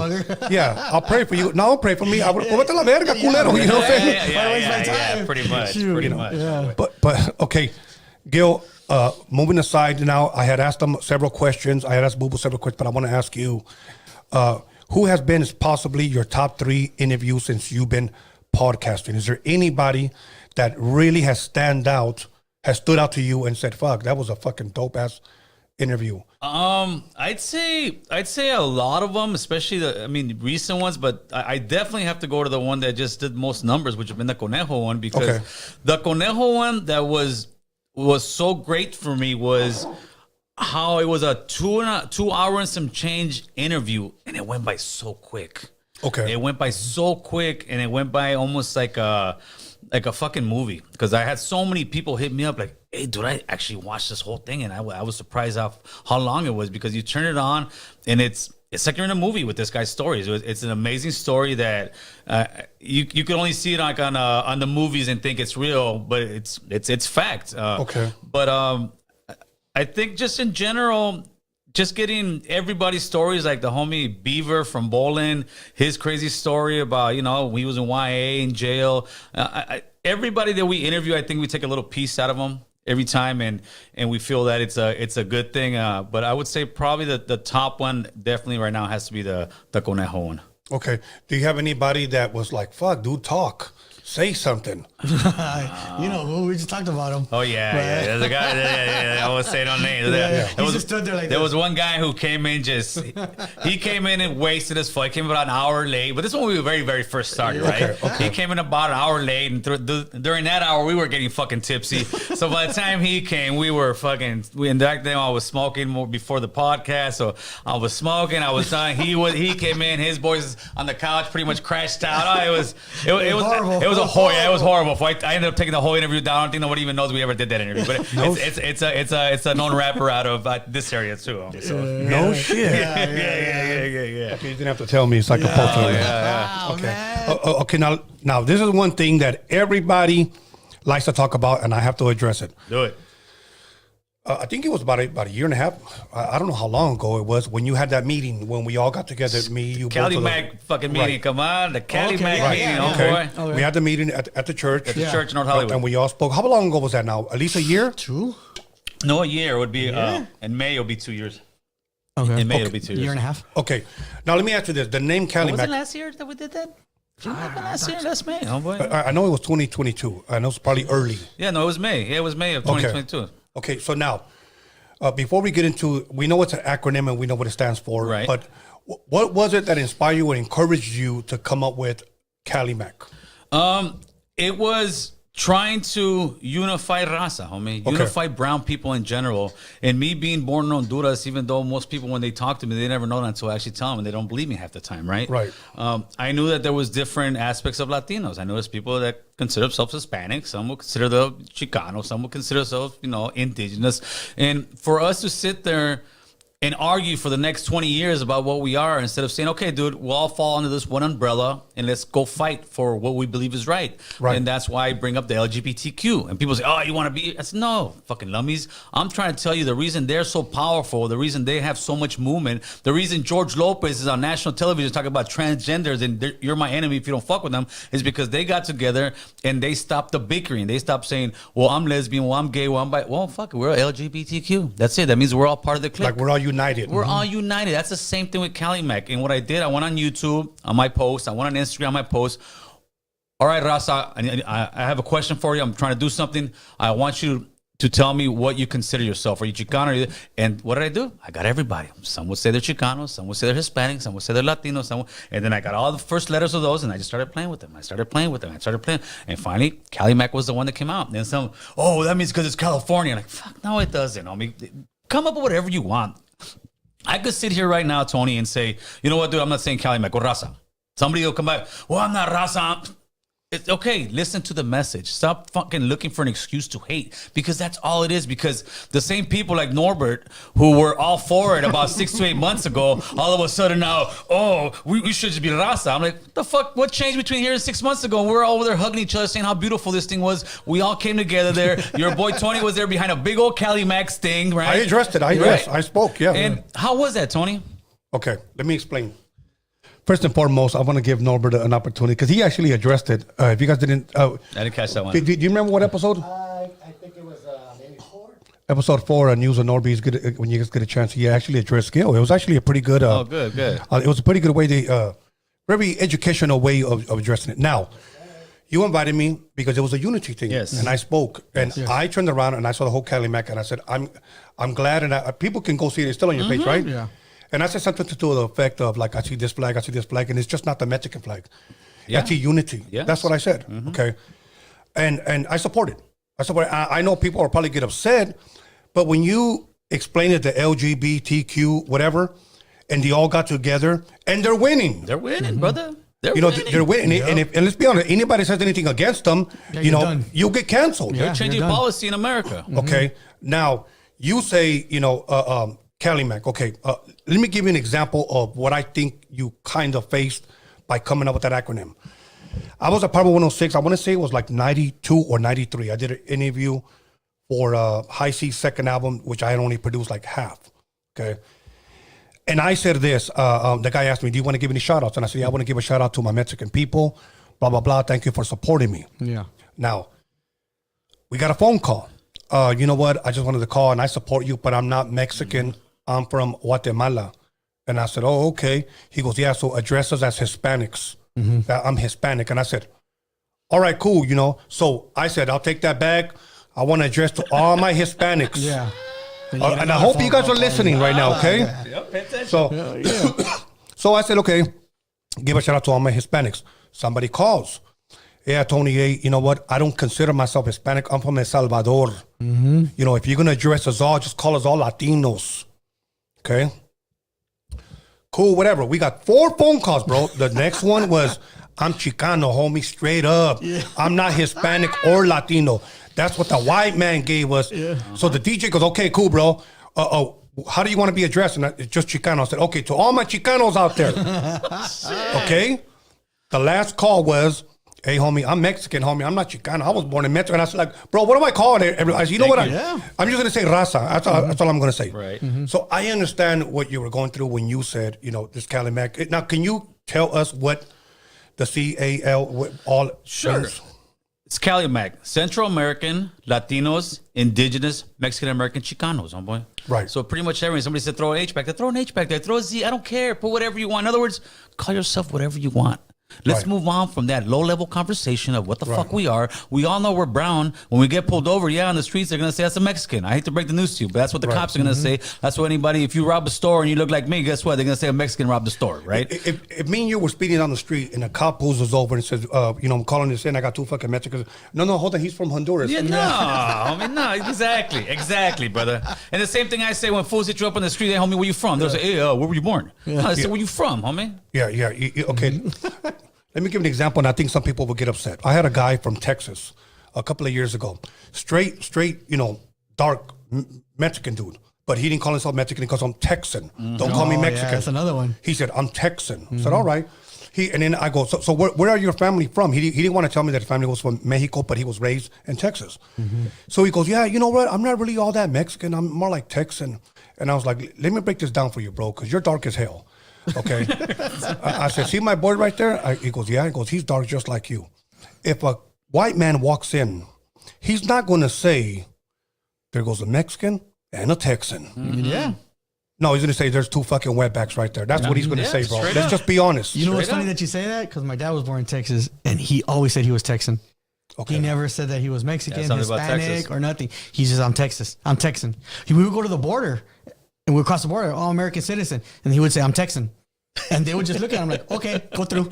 Like, seriously, like, Dad, like, no, I'm Texan. Like, all right, whatever. I mean, but and then, and then today we want to identify ourselves to whatever. You know what, Gil? Tomorrow, I think I'm gonna be a woman. We're there now. Yeah, we're there now already. You know? I mean, we're already there. Yeah. Like I'll give one last example. I was at the gym maybe last year, and I was telling my son, and I see this butch girl, this dyke. That's just what she is. And she's walking through, and you see all these fucking naked vatos at the gym, as far as in the bathroom, taking showers or whatever.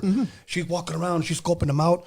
So I know the managers because I've been going there for years. So I said, hey, man, there's a fucking chick out there. Yeah. And she's in the fucking men's restroom. I don't know what she's doing. So he sees her, and he goes, oh, no, she's cool. She can go in. And I said, what do you mean? He goes, well, she's lesbian, and Identifies. she identifies herself as a man. So I said, okay, well, I'm identifying myself as a woman, and I'm going to go in the women's restroom so I can look at some pussy. Yeah. He goes, no, you'll get arrested, bro. Why? Yeah.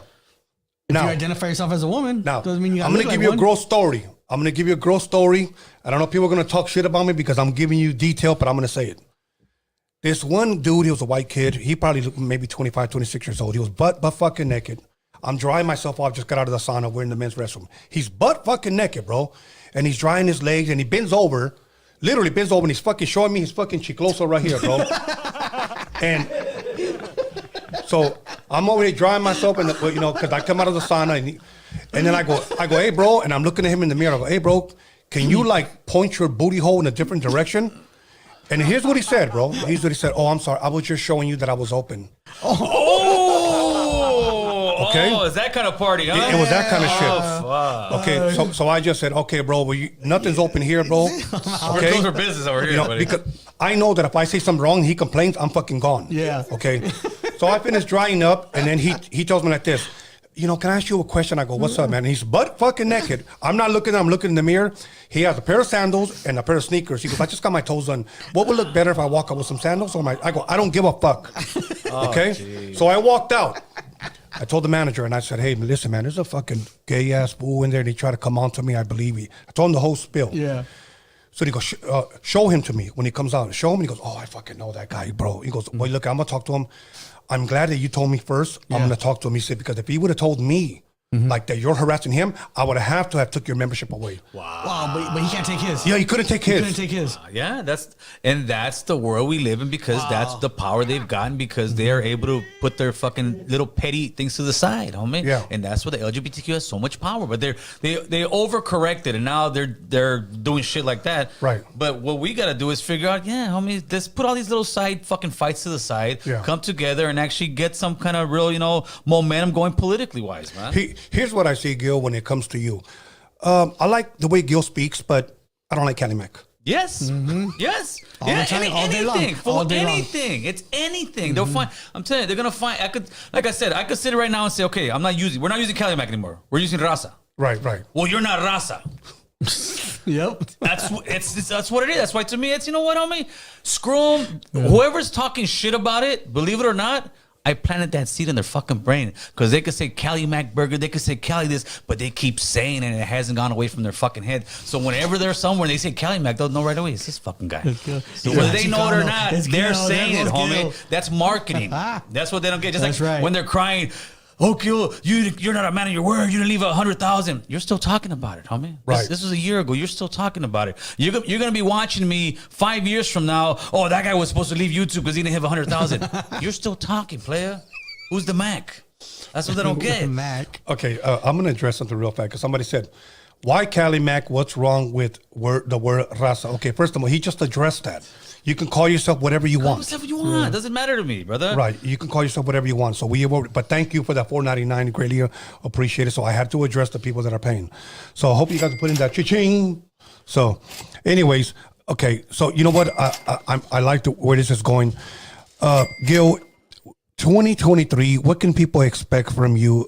Is there any moves that you guys are doing at the American Cholo podcast as far as politics? I know last time you were here was probably a year and a half ago. Right.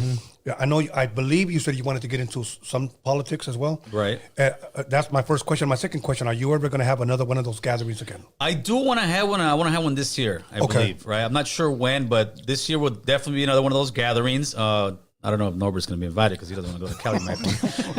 Oh, he'll be there. Yeah, he'll be the speaker. Yeah. We'll definitely have another meeting there. We'll have a handball tournament. We got a couple tournaments we got to get going on. But politically wise, yeah, dude. It looks like I think this month coming up, there's going to be some openings in the City Council of North Hollywood, and I'll let you guys know right here, right now. I'm running. No shit. Yeah, I'm running for one of those seats over there because it's not just talking about it. That's one thing with me. I don't just talk about it. As much shit as people want to talk about me, why don't you talk about the shit that I'm really doing? That I'm out there in the community helping out, that I'm out there going to these events, that I'm out there doing turkey drives, that I'm out there doing toy drives. They don't want to talk about any of that. They just want to talk about their favorite YouTuber and fuck Gil and this and that. Yeah, but they ain't doing much. They're just talking, homie. I don't talk and just talk. I do it too. So I'm getting together with a buddy of mine, and he told me, hey, Gil, you need to do this. You need to run for this thing and just to get a feel for it. Do I really want to do politics? No, I don't. I want to be the platform that if you want to get elected as a brown person, as raza, whatever it is, you got to come through our platform to answer the questions that American Cholo's got to give you, because he's going to give you questions that the community want to hear, and they just may not be able to articulate it as well as they would like to. So I want them to come through us to be like, all right, dude, you ain't certified until you go through American Cholo, and that's what I want as far as a political platform goes. Okay. And how do you feel about him running? Oh, I think it's great. Okay. I think it's awesome. I mean, he's somebody that does his homework all the time. He's going places. Me standing next to him all the time. I mean, just watching him amazes me sometimes. You know, it's just like, fuck, Gil, like, you know, and he just keep watching what he's going to do with the podcast and with his political career. You know, I think sometimes that we could be very hypocritical, especially if our only hang up with you is the Cali Mac. Yeah. Okay. Like you said it, you call yourself whatever you want. Okay. Now, there was a woman years ago, a white woman. I believe she had reddish hair, but she identified herself as a black woman. I remember her. Okay. Remember her? NAACP she used to work for. She was a president for one of their chapters. Yes. A straight gabacha. Yeah. And she identified herself as black. Yes. More power to you if that's what you want to do. But here's my thing.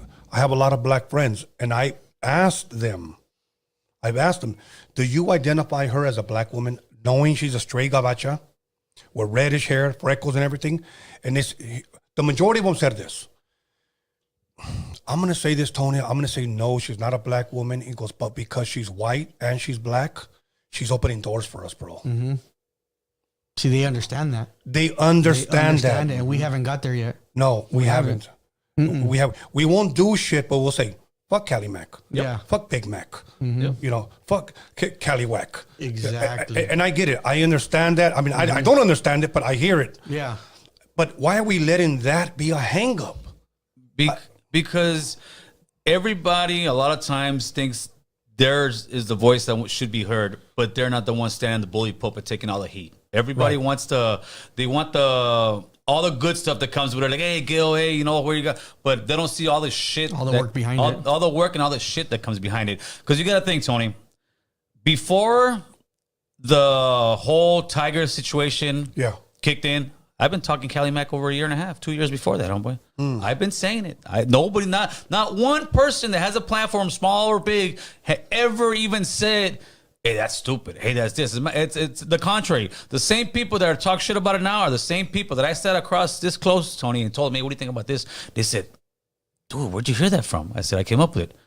Dude, that's fucking genius. That's a great fucking idea. That's how we had the conversation. Now, those same people are the same ones saying now, that's stupid. We're raza. Like, wait a minute, homie. Now that you ain't on the team no more, and now that the platform has gotten more light to it, now it's a problem. Yeah. And that's the way it is. The higher you're going on the platform, the more notoriety you're getting, the more, oh, this Vato thinks he's all that. Oh, this Vato shouldn't be speaking for us. Oh, this Vato's not this. It's back to the basic low level of gangbanging.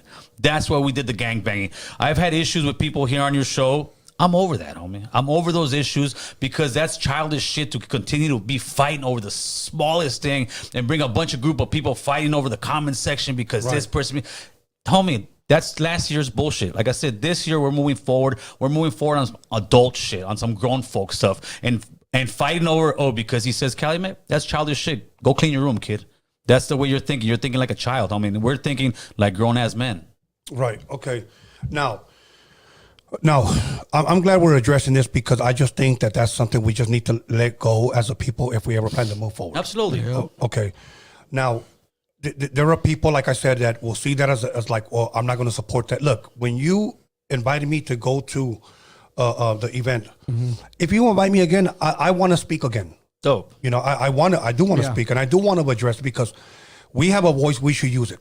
Before my page got suspended, my fucking ¿cómo se llama?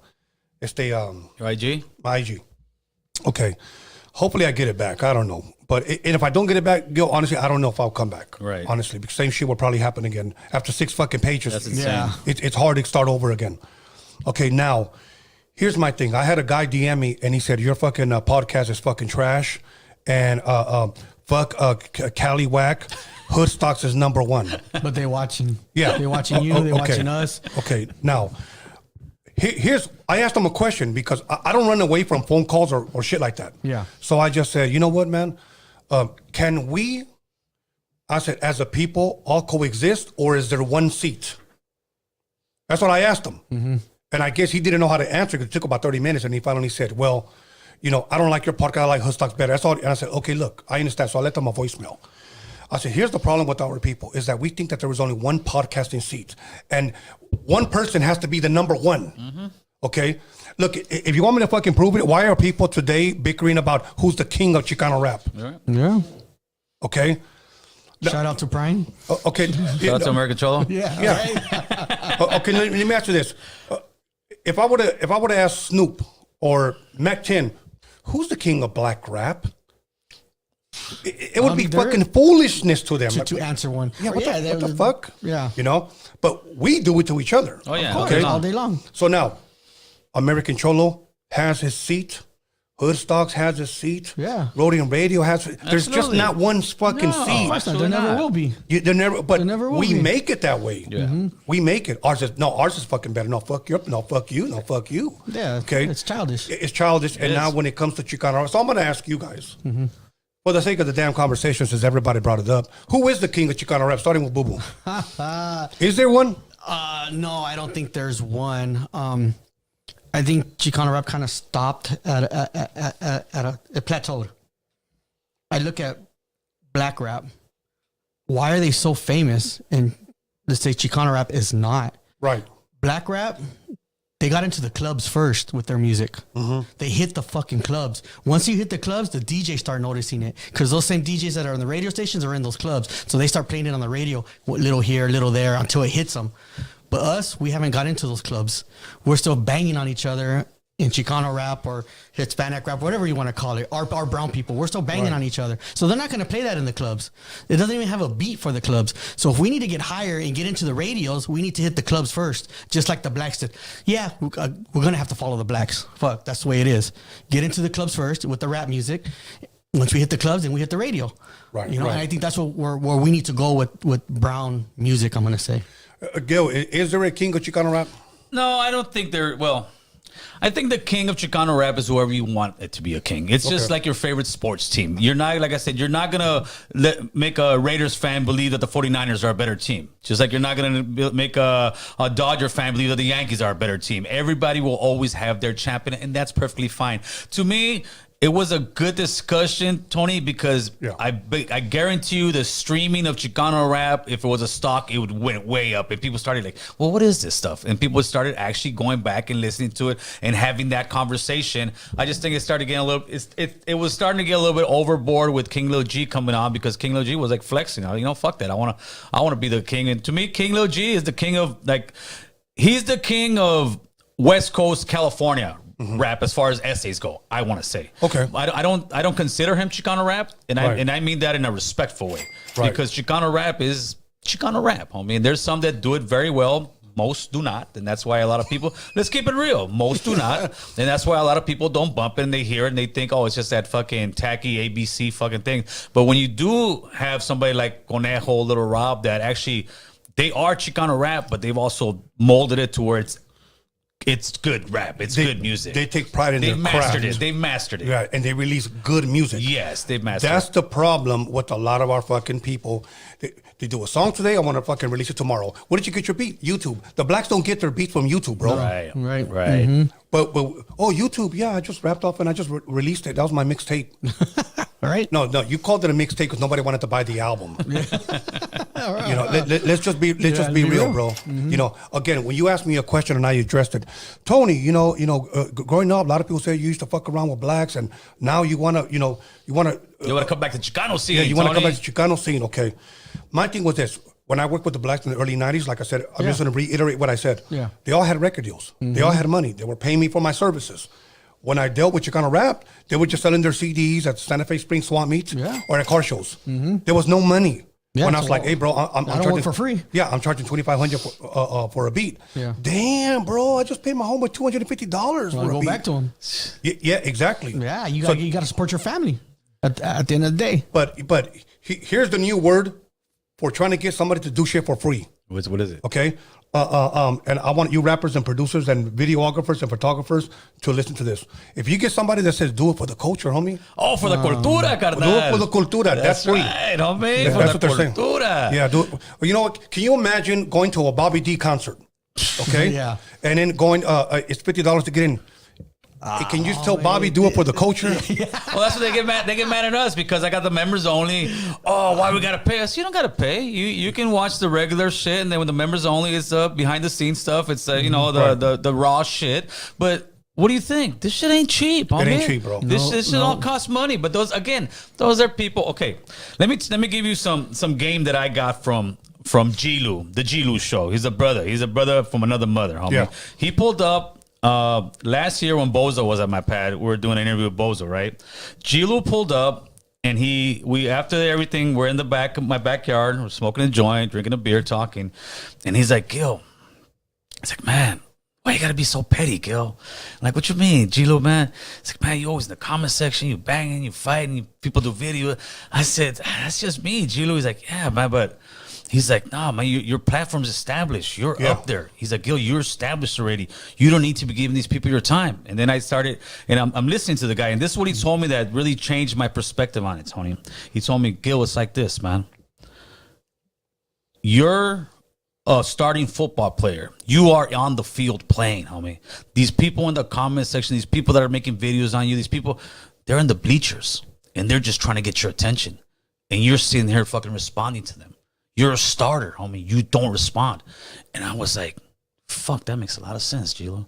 Yeah. That makes a hell of a lot of sense. And ever since that kind of started. And the crazy part is my wife's been telling me that for fucking months. But she's like, you won't listen to me. You got to listen to somebody else, right? But Gilo told me that. And I was like, sometimes you just got to hear from somebody that's outside your team or somebody else. And that really stuck to me, dude. And I was like, you know what? You're fucking absolutely right, dude. I don't need to respond. I'm on the field playing this shit. They're just watching. They're just trying to get my attention. Like I said, that's why I'm out the comment section. That's why I'm not dealing with the petty shit no more, homie. We're moving forward. But that's one thing that really stuck to me. Shout out to Gilo for that one. No, because that makes a lot of sense. It's like if you're on the field and you turn around and you look at the guy at the bleachers, nosebleeders, fuck you. That doesn't even make sense. Thank you. Yeah, and that's what I saw. Oh, shit, you're absolutely right. Yeah. And then how many of those guys are there? Because, let's catch the fade. There's 1,000 of you out there. What? There's not enough time in the year to catch a fade with every single person. And really, those people are the ones that are going to see you. Hey, what's up? Good, let's take a picture. Hey, good, what's up? Because we've gone to so many events last year, homie. Not one single person, one single hater came up to us. People just giving us nothing but love, homie, straight up. That's all we get out there is love. Now, okay, let me give you a quick story. There was a guy on the DMs that DM'd me when I had my page. Okay, I want to catch a fade with you, homie. That's what he told me. I want to catch a fade with you, bro. I want to knock your ass out. You called out Night Owl. And he was talking on gang on fucking myself. So I said like this, I don't give away free fades. Yeah. I said, but I'm going to ask you, why don't you like me? If you have a good reason, I'll give you the address to my gym and you can meet me there. Yeah. Okay? He took about 30, 40 minutes to answer back and he said, well, I just don't like you. Tell me why don't you like me? Then he left me a voicemail. And this guy, and if he's listening, he knows who he is. He sounded butthurt. I saw you somewhere, man. I wanted to take a picture with you. You told me you didn't have enough time. Yeah. And I go, bro, you just came up to me. I don't know where it was at. I was at the swap meet at the Alpine Village, and you were walking out, and I came up to you, and I was like, I know exactly who you are, bro. Yeah. You know what we did? We actually went out and had breakfast. That's right. That's Hell what it yeah. is a lot of times, brother. It's just some people trying to get your attention, and it is what it is. I don't sweat that shit. Okay, no now more. here's another one. I'm gonna give you guys a freebie, okay? Behind the scenes. This should be members only. I had a guy that threatened me because of the whole Miss Pac-Man shit. Okay, I'll keep this short because I don't want to give her as any shine. So this guy said he was going to meet me at the gym. All right, cool. Meet me at the gym. And he showed up. Oh, shit. He showed up. Yeah. And you know what he showed up to do? To apologize to me. Oh, shit. fuck All yeah. right. That's And some he just, romance shit right yeah, he there. just told me, he goes, you know what? I took your advice and I asked her, do you have any proof? He goes, and she started getting mad at me, started yelling at me, and she ended up blocking me. So I'm here to apologize. Stay away from that. So that was the only guy that I've actually ever met really in person. That Well, it's just like with people, and I saw it in your comment section. Oh, Gil talks down about the homies. I said, tell me where I've talked down. Yeah. And they never can. Even guys who called one time and was saying that, he ended up calling back because some other guy was saying, came back in defense. Like, Gil, you know what? Nah, man, I see what you're doing, man. You just, guys ain't used to hearing you speak, because what I'm doing when it comes to the gang stuff, I'm shattering the illusions that we have within gangs. The gangs are fucking cool. The gangs are it's something that we should be doing. And I'm when I say the gangs are low level, I'm not saying the people in gangs Right, are. right. I'm saying the lifestyle of the gangs is low level because you're not moving anywhere. I mean, your blocks ain't getting no bigger. You're not getting no more property. You're still fucking living in a horrible cycle. You want to level up? Let's level up, homie. And I mean level up as people where we're making some real money, running some businesses. That's gangster, homie. That's what I'm trying to push out here. I'm glad you're saying that. You know what? I had a homie that I would go to his house and watch the football game. This was probably maybe about 15 years ago. I would go to his house and he was always watching stuff, educational stuff, like it was like some Native American stuff. Yeah. He would research his indigenous roots and then feed that to his kids, which was good. He was educating his children. Yeah. But he was a problem. Whenever a white man would appear on the TV, I noticed that his two kids started talking crap about white people. Oh, there goes the blue-eyed devil. What that guy did to us and blah, blah, blah. And I said, hold on. And then my boy was in the restroom, and I said, who told you that? Yeah. And they used to call me Uncle Tony. You know what? Do you know what the white people did? You know what the blue-eyed devil? My dad said this. My dad said that. So he came out, and I said, bro, you're teaching your kids this? And he said, yeah, I got to educate them. I go, let me tell you something. When they grow up and they have no job, maybe they're in jail, maybe they get released from jail, are you going to be able to say, that the white man did that to him? Mm-hmm. Facts, homie. Yep. And he was like, well, I don't know, but I just want to educate them. No, you did that to him. Yeah, you're educating them hate. You educate them with hate, bro. Yeah, that's ignorance. And I don't see, I guess I liken that to the fact what you say about the whole gangster thing. You're not talking about the people. No, absolutely not. I mean, it's just people will see what they want to see, Tony. And people just don't like that somebody's calling somebody out because I'm not their homie. I'm not from their hood. And it's again back to the tribalism, because maybe they don't have a homie like that, like me in their hood, or maybe they do. But I am that guy in the hood. I'm still in my neighborhood. You see me with my homies all the fucking time. The Turkey Drive was in the heart of my hood. I mean, someplace he would have never gone in his fucking life.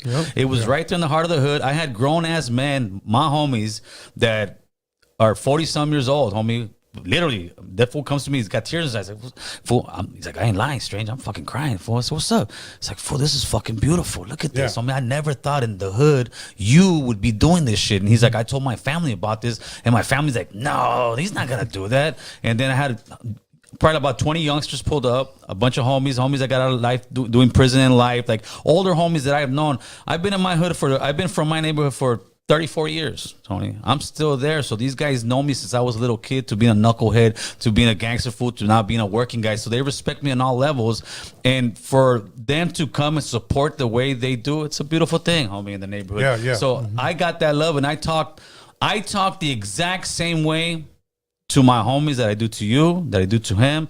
I talk the same exact way when I'm off air, when I'm on air. This shit's not a show. I don't turn it on and off. I'm speaking the same way. I'm speaking respectful, but I'm letting them know drugs gonna kill you. The hood's gonna kill you. This is a fucking dead end. This shit don't mean nothing. Yeah. And it's just unfortunate that people want to hear that and hear, oh, he's talking down on the life. Homie, I'm still in the life in a positive way, though. Yeah. But let me ask you a question. Because I know sometimes you probably read the comments, or you probably get a little bit of backlash on some of the things that he might say. But I'm going to ask you this. What do you think it is about him that pisses people off? He's straight out. He's fucking straight out. You know, and you're going to come at him, he's going to do his homework, and he's going to come right back at you. Yeah. If you're going to come at him, no, he's coming back. You're gonna poke the devil right here? Yeah, he's going to poke you back, and it's going to hurt. You But- know, and he does his homework before he pokes you back. You know what, Gil? I do want to say this, and I'm thankful for this for you. And let me explain.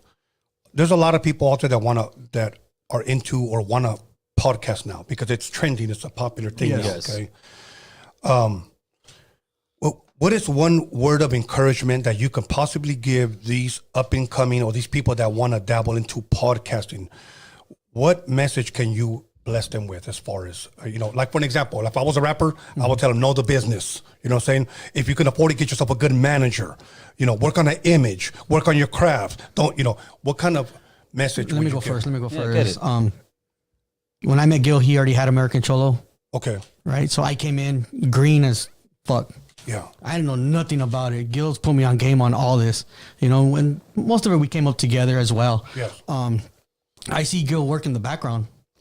I can honestly say I just show up and I sit down. Good. I see Gil do his homework. I see Gil constantly going online, looking at ways to make the podcast better with lights, Yes. all this stuff, everything. What you've gone through, Correct. And Yes. it's a lot of work. It is. And I look at Gil and I see how happy he is, and it's paid off. It's paying Yeah. off for him. 3 years, look where he's at now. And what do I say to the people? Don't quit. Yeah. That's it. Just don't quit. You're going to have your rough times. Gil's had his rough times. I've stood behind him on his rough times, and he's not a quitter, and look where it's got him today, Yeah. Yeah, I would say pretty much what Boo was saying, but there's one thing that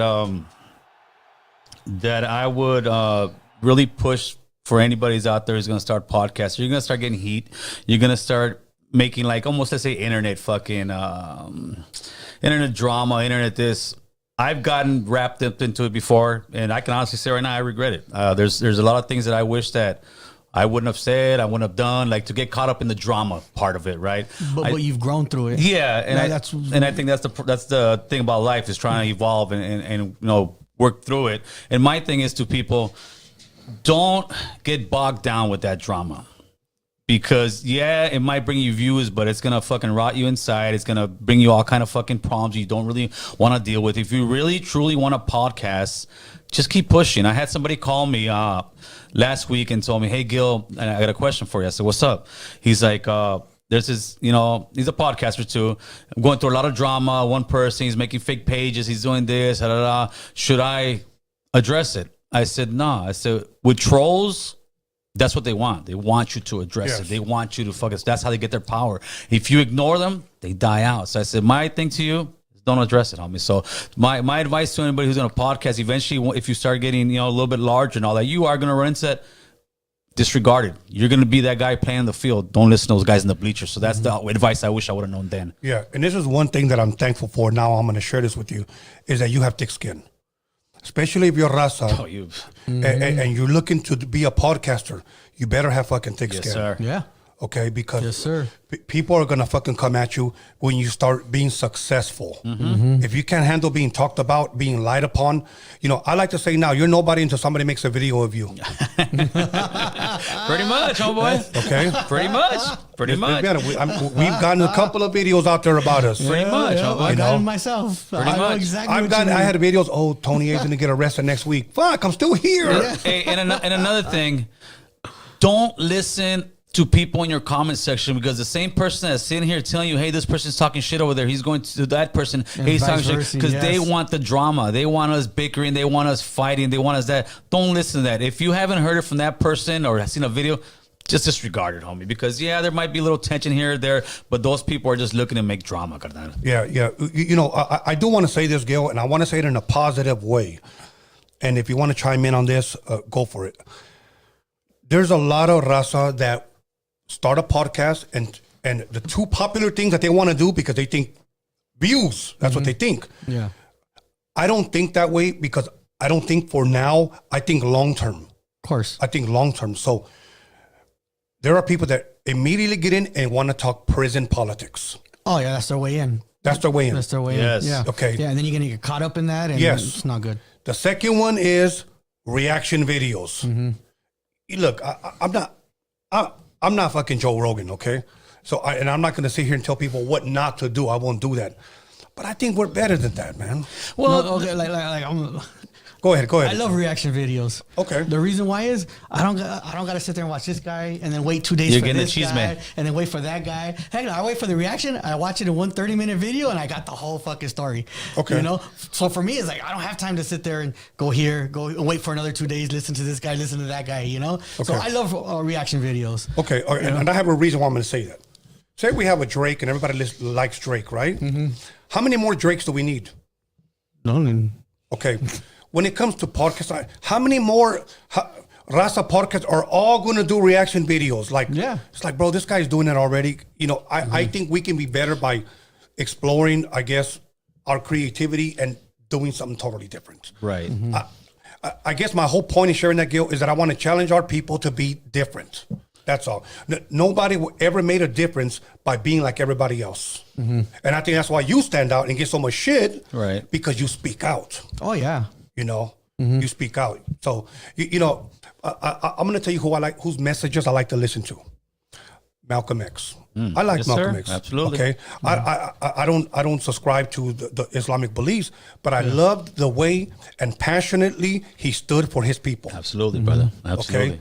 You're doing that. I'm doing that, and we get shit for it. Yeah, that's how it is. Anybody in any type of leadership position is gonna get the heat. It's just like at work, nobody likes the manager, nobody likes this, but somebody's got to keep control of the house. Somebody's got to, try to guide us in the right way. And some people sit there and say, "Well, I don't need your guidance." Well, then sit to the side. Nobody's forcing you. Nobody's forcing you. What we're trying to do is we're trying to help our people elevate. We're trying to bring different conversations to the table. We're trying to make it where, you know what?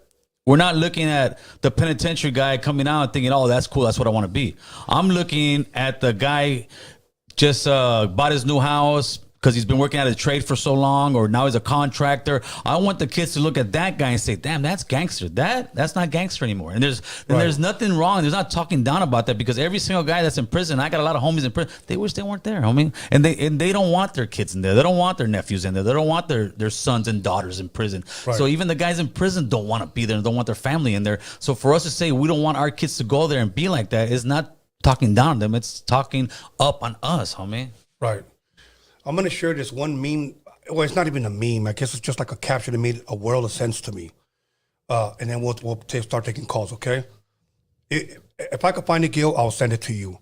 It's a picture of a guy throwing up a gang sign, black guy, throwing up a gang sign, and right next to him, there's a picture of a guy in a casket. He looks like a blood because he's wearing all red, okay?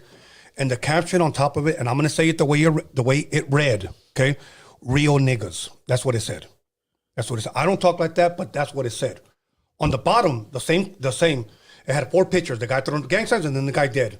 On the bottom, it had other black men graduating and other black men working. Mm-hmm. So when it said this, if those are real niggas, who are these? Right.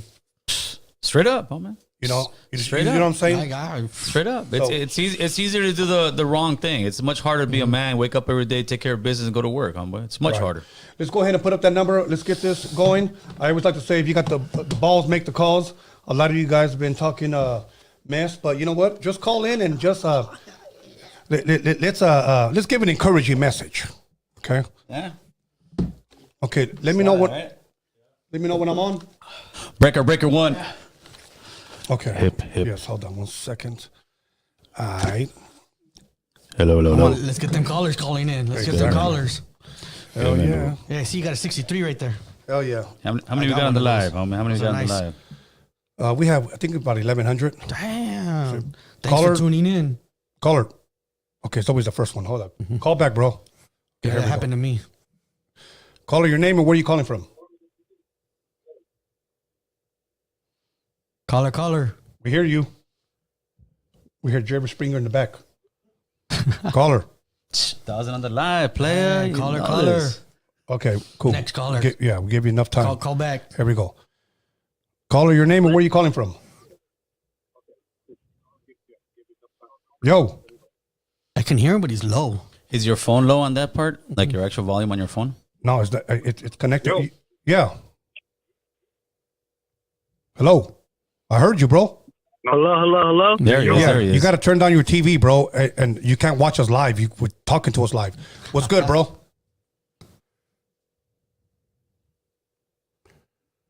I can't hear you. It's the Okay. snowman. Okay, you know what? I'm going to hang up. Alex, I'm going to go ahead and reconnect, okay?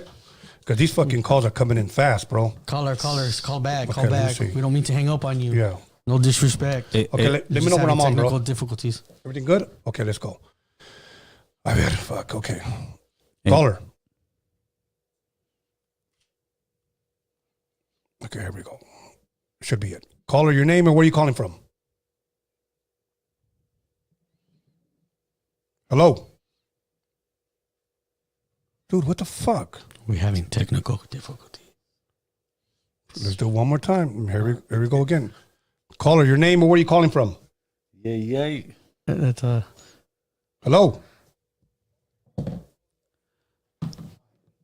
No, it's not connected. Why don't you call? This is what I do all the time. Call 311 off your phone real quick, and you'll see if your phone's working or Okay, it's not. hold on. You know what? Let me try that. That's my trick. Let me try that Bluetooth again, okay? Yeah, call 311 off your phone, and that way you'll know if you are connected. Okay. Huh? Yeah, but you can call 311 from that Obama phone. Am I homeboy. on? Obama phone. Okay. Call 311. Caller, your name and where are you calling from? Yo.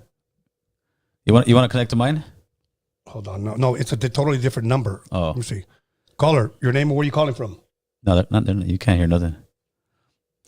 Call 311 on your phone, Tony. You'll see if you're connected or not. 311? Yeah, call 311 on your phone. Okay. If your phone doesn't go through, that means you're not connected. Watch, call 3. That's what I do on mine. Fuck this shit.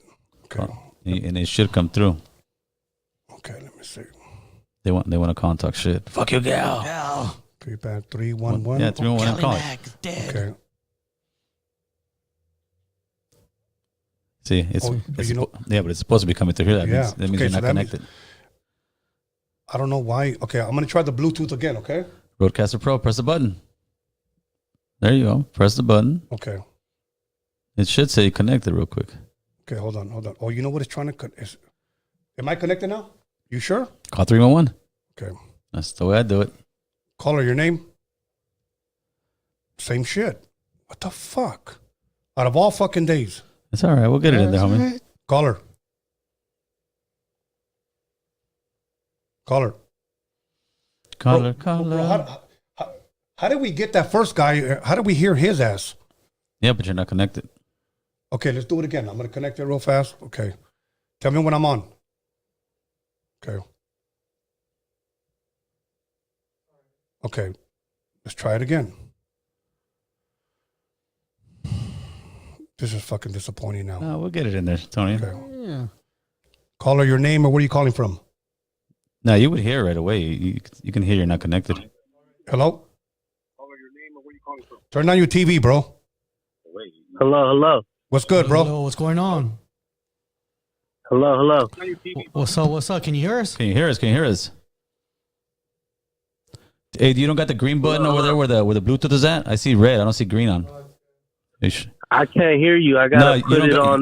You don't got the green on, brother. Is it on? Computer to be able to hear you guys. But my question to you, American Cholo, is if you're familiar with Hawaii and the system of like if you're like born in Hawaii, you get a certain tax deduction off of buying houses. Do you think that would ever be possible in California? Because it's so hard to buy a house in California. You know, being born here, we got to compete with people from India, China, other regions of the world to buy a house. Do you think it's possible to do some kind of like tax cutoff if you were born in California to buy a house? I actually wouldn't be against anything like that, but it'd be very difficult to get it just because of the political system. Because right now, the liberals will act like they love you, but they're pricing you out of all your homes, whether it's the governor or the mayor or anybody else. They want to subsidize you and maybe help you out with the rent a little bit. But I just don't see it happening in the greed, especially with like the housing market and the developers, how much money they got into the pockets of these politicians. Also, I think when you go buy a house, I've owned 3 homes, so I do have a little history on buying homes. But second question, do you think Spain would ever give Central Americans, Mexicans reparations? I think that's a long, far away. Right now, they're actually looking to give reparations to the African Americans in California because they're pushing their agenda so hard. And to sit there and even dabble with it, I don't think so, because they don't even give us any kind of immigration type of reform. I don't even see any real big stink about the Dodgers Stadium, because I think the Dodgers Stadium should pay some reparations to the people that live there and, you know, put some of those statues up there and give the history. It wouldn't cost them that much money, and they've got the money. But the problem with us, Raza, we don't get together as much, and we'll say, stop complaining, stop crying about it. Yeah. You know what? I'm going to go ahead and, Snowman, I'm going to let you go, big dog, because I want to take another call to see if this thing's properly working, because he claims that he can't hear us. Okay. Fuck. The calls are coming in so fucking fast, it's actually freezing my phone. Caller. Caller.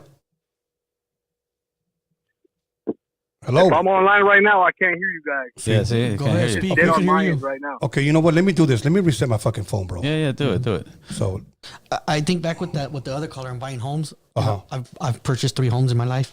I think today it's hard because, say for instance, if I wanted to buy another home in California, I don't think I could do it by myself. There's people just overbidding me. So Yeah. you put your house up for sale, I put a bid in, Gil comes in, overs the bid by 200,000. So it's just people are just overbidding each other. There's too many people that want this house. So how is the house going to drop if people are willing to pay overprice for the house?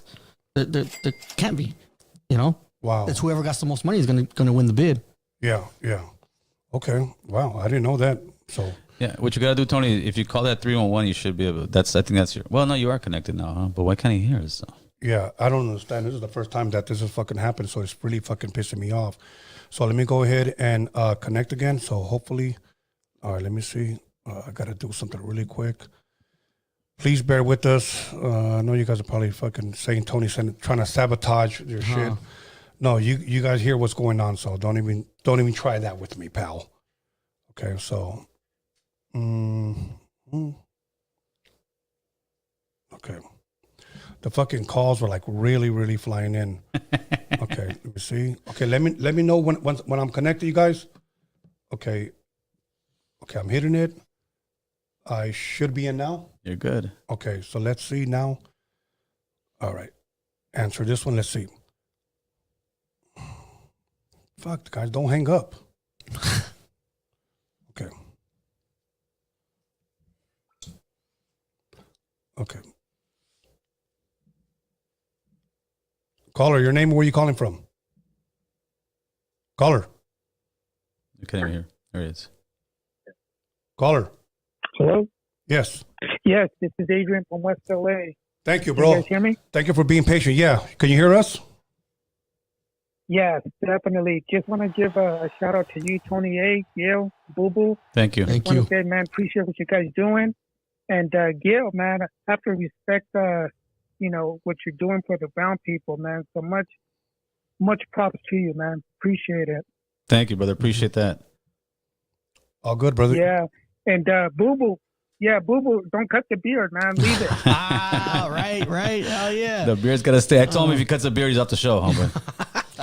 Exactly. It's in the, There you the go, contract. Boo Thank you for the phone call. Thank you. Okay, bro. You got it. All right, there you go. We're back in business. Yes. Okay, let's go. Next caller.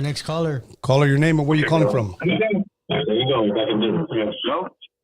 Turn on your TV, bro. Let me turn the sound up. Bájale, carnal, bájale. Come on. It's Tony A, right? That's right. In the flesh. That's the rumor, homie. With American Hey, it Cholo. don't sound like you. Hey, it don't sound like you're on the phone compared to the video I'm watching. Try not to watch the TV at the same time, bro. Yeah, homie, you're going to trip and fall, carnal. What's good? No, I turned it down. Right, I got a couple questions that are gonna make your show fire. Oh, shit. That's right. All right. So, first question: American Cholo, King Lil G going off on Cap G, all these rappers. Is that good for the people, or is that a negativity? Because look, let's retrace. Everybody keeps saying things, but they keep stepping on their toes or their shoelaces, as I'll say it. Because King Lil G told Bozo in an interview, he said, everybody plays a part for our community, for our people. Right. But then all of a sudden, maybe things are being irrelevant now for King Lil G, so he's going off on people. I'm gonna just say everything I'm gonna say, and then you guys go ahead. For sure. So check it out. American Cholo, you said this. This is what I disagreed with you. The black community, they stick behind each other no matter what. Now, we had a truck driver that killed somebody, I believe, or going down the freeway, lost their brakes. And I called you out on YouTube, but I didn't like that. You came out with a video on We Check Facts. We go through facts in American Cholo, and you pretty much put out a theme how he was in the wrong and this and that. But as a truck driver, little kids driving 23 years old, they don't even know what they're doing. But I just didn't like the fact that you're calling somebody out, this raza, and you got Kim Kardashian over there fighting for him, but you're over there putting him out like now fucking throw his ass in jail. And I didn't like that because it was kind of a sense of. Can I answer that real quick? Yeah. Let me just finish, and then you guys go ahead, and I'll get off the phone. You got it. But I know Tony A. I got to stay on the phone because then it goes to the next call. But I just didn't like that because it's a sense of. Yeah, we got to stick with our people no matter what, man. And nobody should get 25 years. That's not what I said. Go back and look at the video. Listen, let me get at you real quick. Go back and look at the video. You're saying that I said the guy should be doing it. I was the one that said I think he should get about 10 years. I think the time he got was excessive. That's exactly what I said in the video. And within a week after all that video was done, everybody started making noise. The Raza started calling the place, which I even called over there as well.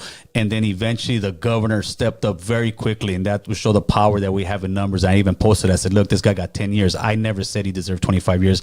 I said the guy deserved about 10 years, and that's what he got, because you can't. No, but that's exactly what I said, bro. The video's up. Go ahead. Go ahead. No, he's done, bro. What I was going to say is I understand where you're coming from, but where the black community, they don't even put a video out about let's look at the facts, let's look at this. It's just like, it's undeserving that he's getting 25 years. And it's almost a sense of like, why are we putting out something like, oh, let's let him have this? Nah, man, it was fucked up, and the guy's getting railroaded, and we got to stick by our people. And this is my last one, and I'll let you add, but you guys got to answer the King Lil G one too. But another one. Yeah, this guy's controlling the mic, homeboy. Well, what's the next one? Come on. All right, no, I am, but Bozo, the same thing, man. Everybody tripping on their shoelaces. Bozo talks about how in a live video, Lil Rob don't even get claimed by his own homies. Oh, he don't even get claimed by his own homies. But then he's over there, Lil Rob, liking his pictures and all that. It's like, we're all just tripping on our shoelaces, man. We need to, if we're Rasta, we need to stick together. And I understand if we have to recall what we say and things like that. But at the end of the day, people just keep tripping on the shoelaces, man. And I support American Cholo. I support Roadium Radio and all the other ones that I'm going to give shout outs or nothing. But I'm just trying to say, if we trip on our shoelace, it's cool. But we got to realize that we just keep tripping on him because King Lil G's backtracking what he did. I got love for King Lil G. You know why? King Lil G, when he was famous, big time yo, I have a cousin, a primo that died from overdose. That dude reached out and sent a video to the funeral because that dude was a big fan of him. Oh, that's great. I always got respect for King Lil G, you know? That's right. But what I'm trying to say is we got problems where people now to me, you know, just on the sideline, it's like King Lil G going off on all these rappers. It's like you just got done telling Bozo how we all play a part of this, you know? Yeah. We all play a part. So I'm done with the rant, man, but, you know. We're going to try to answer your question right now. Thank you for the phone call. Thank you, bro. Appreciate you, homie. All right, let's go. So as far as the King Lil G, I'm glad that he went off of the Conejo one, and that just kind of got skipped over because Conejo kept up, you know, classy and said, you know what, homie, we're not doing this, which is cool. When I saw his, he dropped his freestyle, I think yesterday I woke up and I saw it. I was loving it, homie. I was feeling it. I was like, all right, this is hip hop. I think go ahead. Dispensa, caller, your name and where you calling from? Hey, what's up, Tony? This is Joey from Peoria, Arizona. Hey, Joey, give us 1 quick second. I want my boy to finish addressing something. So go ahead. So with for sure. With I think was it Cap in Texas, Cap G or whatever his name is, and OT. I think if they respond in music, I think it's great for the culture. I think as long as they don't get into like actually start banging on each other and fighting one another, but that's what hip hop is supposed to be. Hip hop is supposed to be I'm talking shit with words, not with the gun, not with the knife, and hopefully those guys will respond correctly. And to me, the King Lil G freestyle he did, some people were talking shit. I loved it. I think it was dope. Oh, good. Caller, your name and where you calling? Oh yeah, I'm sorry, you already said Arizona. You're gonna go ahead and you got a question, my bro? Yeah, you guys seen that video of this guy in Memphis and the police beating the shit out of him? Yes. I already knew what was going to happen before the video came out, what I was going to see, and I was not surprised. The guy was resisting arrest. I want to say that doesn't deserve a death sentence just because you resist. You shouldn't be beaten like that or whatever. But all these videos that we see with police brutality, the victims always resisting arrest every single time. I want to ask you guys how you feel about that. What do you think about resisting and that part of it? Well, I think that you should never resist arrest when it comes to an officers. I think the first thing you're supposed to do, you know, a lot of times we don't teach our kids, keep your hands on the steering wheel, follow the commands. You don't fight the officers until it's all said and done. You could fight them in court. But this case you're referring to, I didn't see the guy resisting like that when he came out the car. He seemed like a thin, tall guy, kind of reminds me of my son. Didn't seem like he was really putting up much of a fight. I mean, there's 5 guys there. There was no need to kick the guy. It's like if you're tackling a guy in football, you don't need to be kicking him and doing all that. There was 5 grown ass men there. They could have grabbed, each one could have had an arm, each one could have had a leg, and you still have one guy open. So I think these guys were just on some like gang banging mode and just beat the hell out of this guy and killed him. And those guys should all be going to prison for murder. Does that mean that all the cops are bad? No. To me, most cops are good. And people that would say fuck the police are the same people that call the cops if something happens to their wives or their kids or anything else. So I don't. The cops is something we need because there's criminals out there killing one another, gang members killing them more often than not, and we don't say anything about that. But you know, it's very unfortunate that happened. What I will do is I'll give props to all the people that are out there protesting because I haven't really seen any kind of crazy looting or anything like that. It's been mostly peaceful protests, and that's the way it should be. And I'm glad it's like that. Now, I will say this, referring to the videos that I did see, okay, I only saw 2 that the news gave us. I didn't see any resisting arrest. I didn't see any of that. So I don't know if we answered your question. In the video, real quick, he's on the ground. They're telling him 1,000,000 times, you know, get on your stomach, get on your stomach. He's saying whatever he's saying. He's not doing it. He actually gets up. He runs away from the police. He actually gets away, runs down the street somewhere. Oh, was that him running? That's at the second occupation.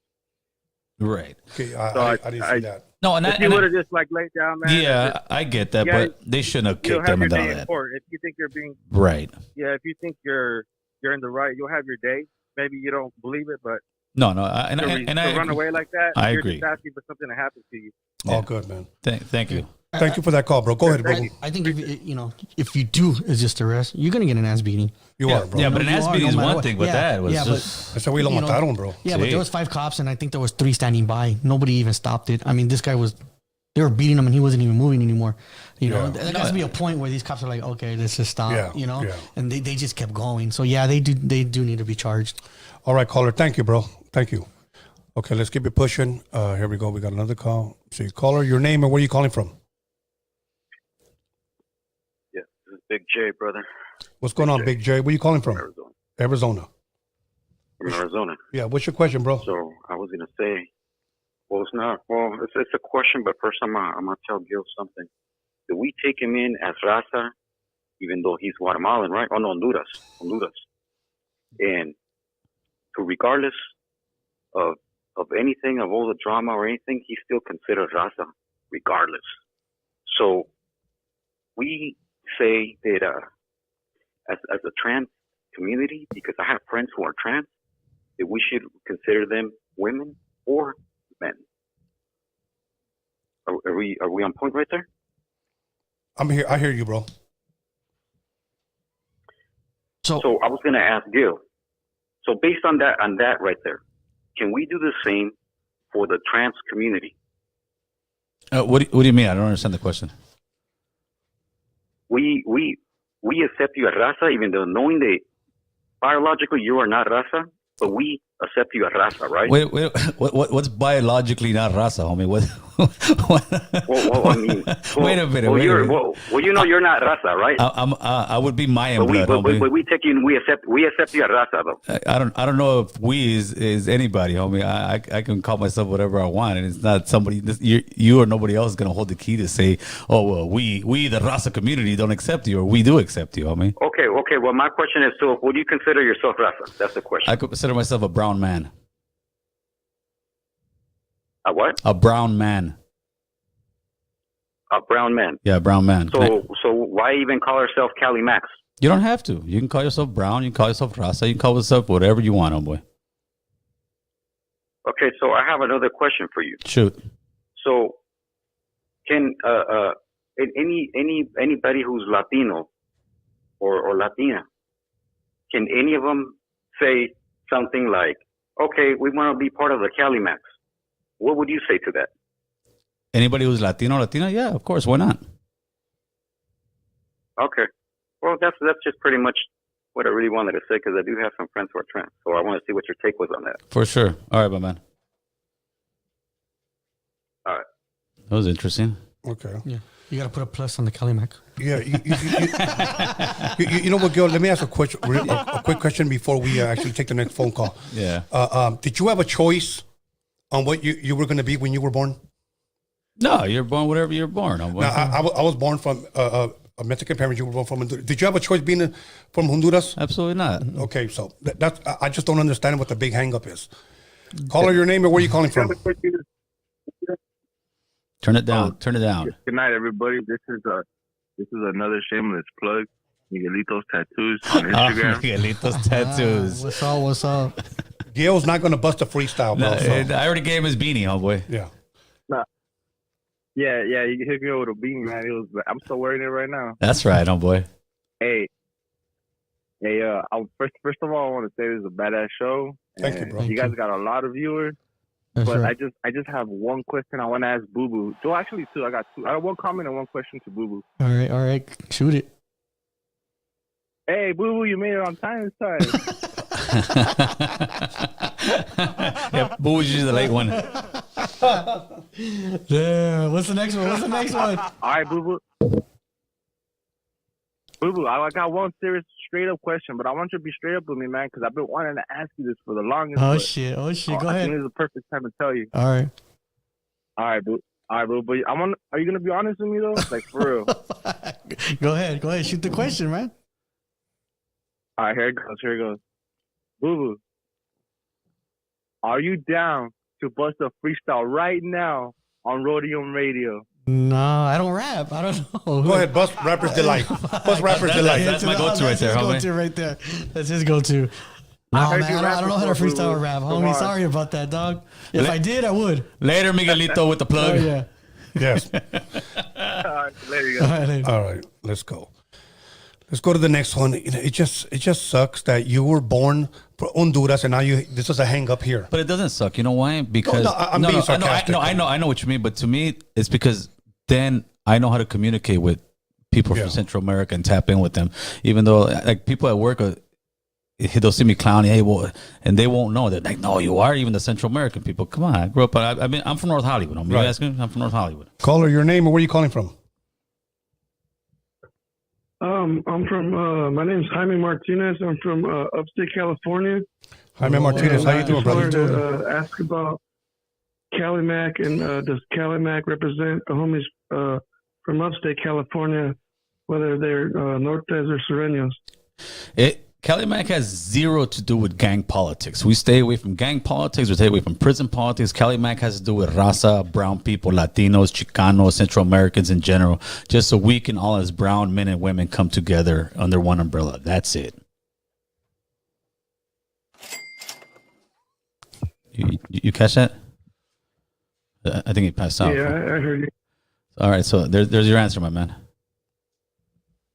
I appreciate it. Yeah, for sure. Thank you for the call. You have to put a plus at the end of it. Fuck. Fuck. But do you see how that's going? Everybody's hooked on. I know. On what we are. Caller, your name and where are you calling from? Hugo, calling from Modesto, California. Modesto, California. How you doing, brother? You I got have a question? two questions. Yes. Good. Yeah, I got one for you, Tony. Yes. Since you're one of the best DJs from the 90s, 80s, I want to ask you, have you ever talked about, and what do you think about the best DJ ever in Mexico, Tony Barrera and Poli March? That's question number one. Okay. Number two is for Gil. Why is there so much deviation within the raza?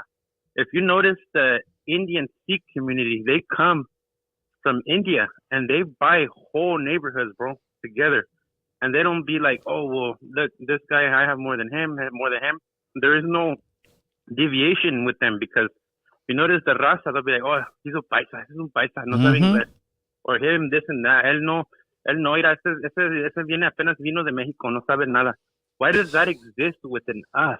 And why can't we be like the Indian Sikh community where they buy whole neighborhoods? Over here in California, bro, they've bought a lot of neighborhoods already, and they work together. They'll have one family. They'll have the brothers, the sisters, the wives. They'll buy that house, and then they'll move to the next one, and they'll keep doing that because they're helping each other.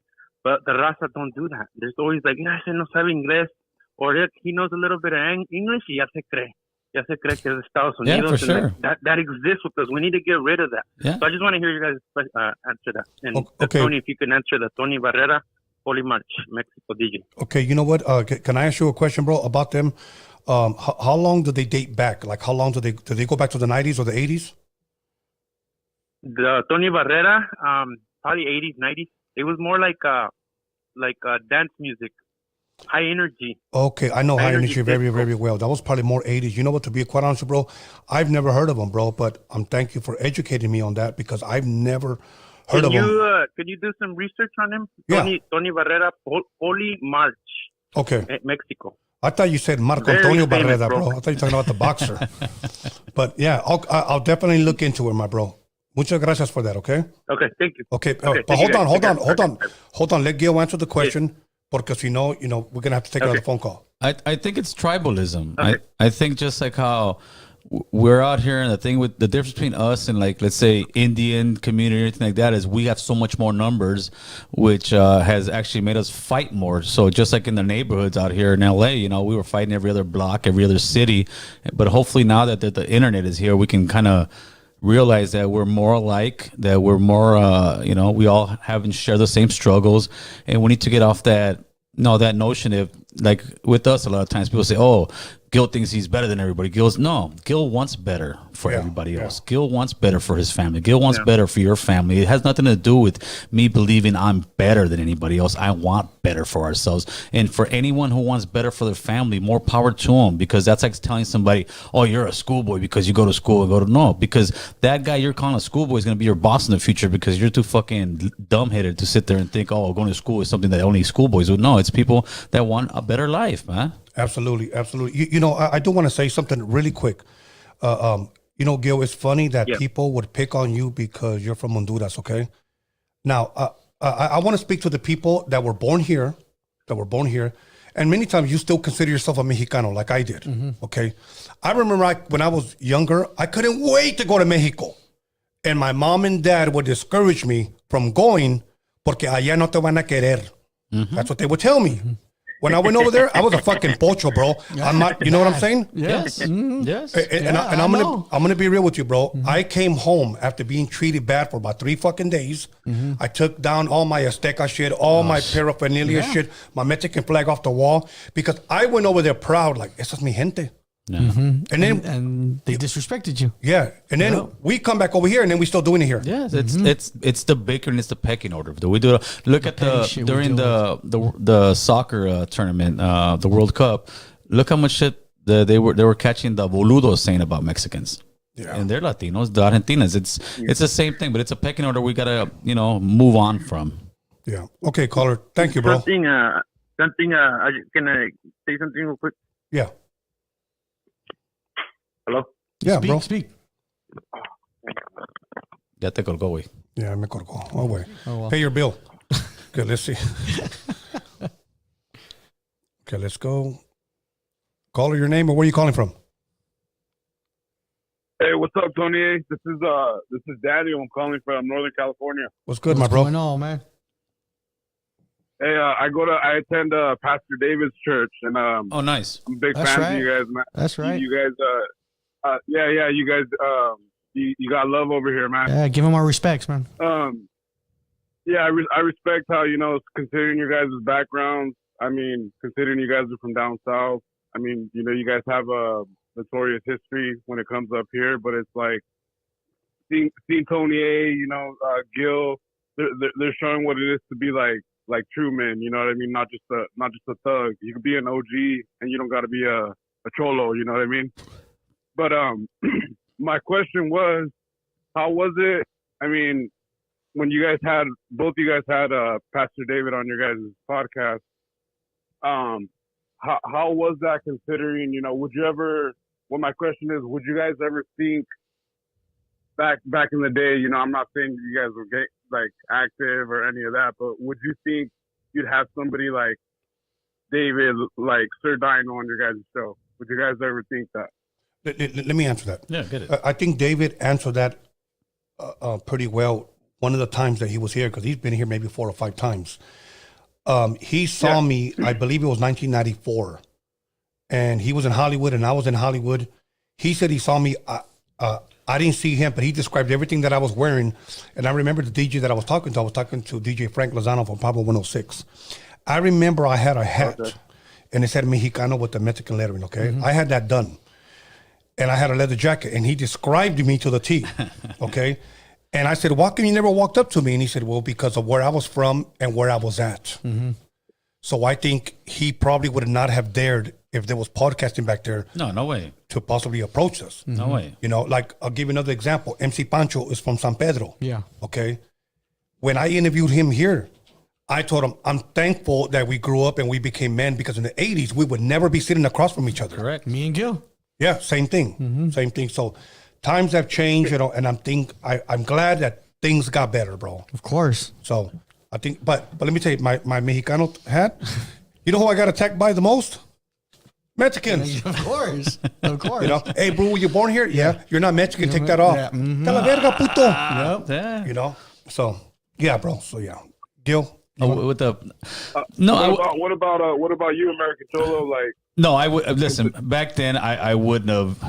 I wouldn't even thought about it. Back in the days that I grew up, doing something in a podcast, you get shot and no killed. doubt, You right? get shot and killed. That's homie. it. Straight up. Let's Shoot, keep the it internet real. wasn't even around when we were growing up. Yeah, so no, I would have never seen that, but that's the beauty of what we're doing right now. We're opening some doors to better the future of our kids, man.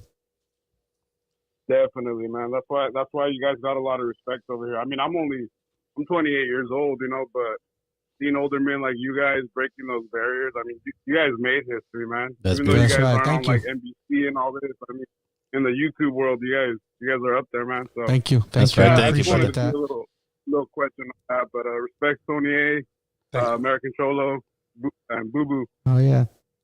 All good, bro. Gracias. All right, guys. Tell Well, Pastor Thank we you. said Yeah. we give ours. Shout out to all the homies from up north, man. That's right. Okay, let's go. We give ours. Okay, let's see. Come on, guys. Okay, here we go. Caller, your name and where you calling from? You guys, Dreamer. hey, Dreamer, por favor. Bájale. Call from Arizona to see the Yella. Okay, cool. Arizona, my big dog. Turn on the TV if you haven't already. Gracias. What's cracking, Tony? What's up, my bro? What's up, Dreamer? Talk to us. I just wanted to tell Gil something, man. I think he should change the name of his podcast to Honduran Cholo, homie. Stop dreaming, Dreamer. Stop dreaming, homeboy. Hey, Boo Boo, you should get your own podcast, homie. No, I'm good. I'm good where I'm at, homie. Oh yeah, I'm good where I'm at. I'll just fuck you with you guys. All right, Tony. I just wanted to call in and fuck you guys real quick, homie. That's Okay, right. That's bro. right. Homie. Much love and respect. Gracias, Later, carnal. Dreamer. Okay, let's call it. You know what? Fuck. Oh, no. Well, I'm not going to say that. Don't say it, fool. Don't say it, fool. Caller, your name and where you calling from? Hey, what's up, Tony? Boo Boo, Hill. What's up? What's happening? How up? you guys doing tonight? Doing good. Doing good. How about yourself? Hey, good, brother. This is Arturo from Fresno. That's Arturo right. from Shout out Fresno. to Fresno. Yeah, I'm just trying to say a couple of quick words, man. I tuned in a little late, but That's all right. I still got to get it out and for them suckers and them haters, you know. But Speak it. I got to say that I'm a fan of both. I don't really agree with everything you guys say, and that goes for Marvelous too. But everybody has their own mind, you know. Mhm. And Raza, you got to stick together, man. Because one thing I don't like about us is that we're real tough on ourselves. Yep. We're real unforgiving, and we can't let the little things go. You know, if you put everything on a scale, what you guys done, there's way more good than bad. Yes. Mhm. So I like seeing two giants coming together, two voices for the raza. Fuck all that cheeseman channels. You guys really provide something, and this is what separates the boys from the man. Yes, sir. You know, That's when you right. guys get together and you guys talk it out. So for them people that don't like it and still want to funk about like the shoelaces they're talking about, or I don't like that word you're using, leave the man alone. You don't have to use it. Yep. So that's all I gotta say. Raza, we're one hand. The hand has 5 different fingers. None of them are the same, but they're still from the same hand. Mm. So let's stick together, and you guys do it for the fans, not for the haters. That's all I gotta say. That's right, That's brother. right, Great that's words. right. Thank well you. said. Well said. Thank you. So far, we've got more calls up north and Arizona than here. Yep. Well, typically the haters won't call, homie. They just, Caller, your name and where you calling from? Caller. nice little collection here. I'm about to take this guy right here. I like the 63 right here, man. Caller. That's me right there, boo. Look. I see you. Caller. I'll give you 3 seconds. 1. It's a Charlie, homie. 3. Okay, let's go. I bet. Here we go. I think that's him again. Caller, your name and where you calling from? Yo, Tony. What's this good? is Rob D calling from Fresno. Otra That's vez. right, Fresno in that's the right. building. Fresno. What's good, my Fresno. brother? Hey, Fresno's in the building for sure. I just wanted to add something to what you guys are saying, bro. Like, I'm 46 years old, so I grew up, 80s, 90s, and being from Fresno, you guys know the get down. Yeah. Yep. Now, I was never a banger myself, but it was all around me. And you know how it is as Mexicans in California, even if you're not out there banging, you're guilty by association a lot of the times, right? Because you're with Yes, sir. everybody, your family, your homies you grew up with. Everybody's banging around you. If you're not doing it, you're around it.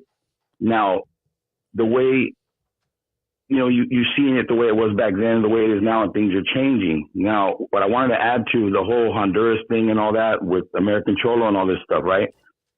I'm a Mexican American, bro. My mother was born in Texas. My dad was born in Delano, California. Okay? Now, my grandparents on both sides were also Americans. A lot of native blood, a lot of Mayan, Azteca history, the whole nine. We were raised by our mom and our dad with Mexican tradition, though. We were born here. My mom and dad were born here, but we were raised with the tradition of being Mexican. We were always shown by our parents to love our people. We were never shown to hate our people. My grandparents, no, we never saw that. So what I want to say is, when I was growing up, I had homies from El Salvador. They were brothers. Central Americans, but we were all the same. They came here when they were like 4 or 5 years old. Their mother died like in the guerrilla warfare out there, and their dad brought them out here. And these guys were just like us, and they were from way in the hell out there. But we all looked the same, we dressed the same, we talked the same, and we were taught by our mom and our dad to accept everybody. We grew up with a lot of the Paisa homies too. So we spoke English and Spanish in my house. We know Spanish is not the native language of Mexicans, but it's the language that we use. Yeah. And so with that language, I was able to connect with all kinds of homies all over the state. But I was in Fresno doing my thing, and I had homies I was doing business with from San Bernardino, from Los Angeles. I had homies from up San Jose because I never played that card, but they knew where I was from. And people, it's crazy because you could see by the way a homie's dressed and be like, I know where that fool's from. He's either from up north or he's from down south or he's from Fresno, right? But the thing is we're taught this to hate our own, bro. We're taught this from a young age, whether it be an uncle, an aunt, some homies, or your parents, or whatever. We're taught, like he was saying, the Mexicans look at us as not enough Mexican, and then the homies here look at us as we're, whatever, and we're kind of caught in the middle. But I think that when you teach your kids, like I teach my kid, to love his people and to love everybody, but mainly to always look out for his folks, for his gente. And we have to teach our kids that shit. It starts there. It starts with your kids. So when I see stuff like, Tony, and I see American Cholo, and I see all the homies out here podcasting, doing their thing, I watch it. Do I agree with 100% of it? Of course not. We never do. We all have an opinion. We're all strong personalities, and we're always going to be men and stand our ground and fight for what we believe in. But it doesn't mean because I might not agree with it, fuck the dude. Or he's from Honduras, he ain't this, he ain't that. We're all the fucking same. Remember that old song by the TALEZ del Norte, America? Yo soy. The America, we're all, and he was talking about that. We're all the same, bro. But once we get the understanding of we're taught this for a reason, because like Homeboy was saying about the one hand, if the 5 fingers can't come together and make a fist, then we really ain't gonna do shit. Mm-hmm. Absolutely, bro. And so when I see you guys doing this, man, it's nothing but love. We're backing you, and just keep on pushing. And yeah, man, that whole thing, how people like to critique stuff, that doesn't come from, a lot of times it hurts because it doesn't come from the actual enemy. It comes from our own. But at the same time, sometimes, you got to cut weight. And if they ain't with it, then just get the hell out of the way and let the folks that are with it keep moving forward and building and getting it stronger. That's right. To what it should be. All good, my bro. Thank you. Anything you guys want to say? No, that was a great comment. Thank you so much. Thank you, caller. Appreciate you, homie. No problem, man. You guys have a good evening. Keep pushing. You too, my bro. Shout out to Fresno. Okay, let's keep it going. Let's see what this is. Caller, your name and who this is. Hello, this is Ahmed from India, buddies. Oh, yes. How you doing, my friend? Doing pretty good, I just got done fucking 2 of my side bitches, normal day. Oh, this is the Indian pimp right here, huh? Right. Yes. Man, how many side bitches you got? More than you, that's for sure. I'm a married man, but no more side bitches for me, carnal. Me too, buddy. Ah, shit. What's good, Ahmed? You got a question or a comment or a complaint? I have a question for all 3 of you guys. Yes. If you guys were stuck in an island for 5 years and the only way to come back was to listen to either these 2 artists, who would it be? R. Kelly or SPM?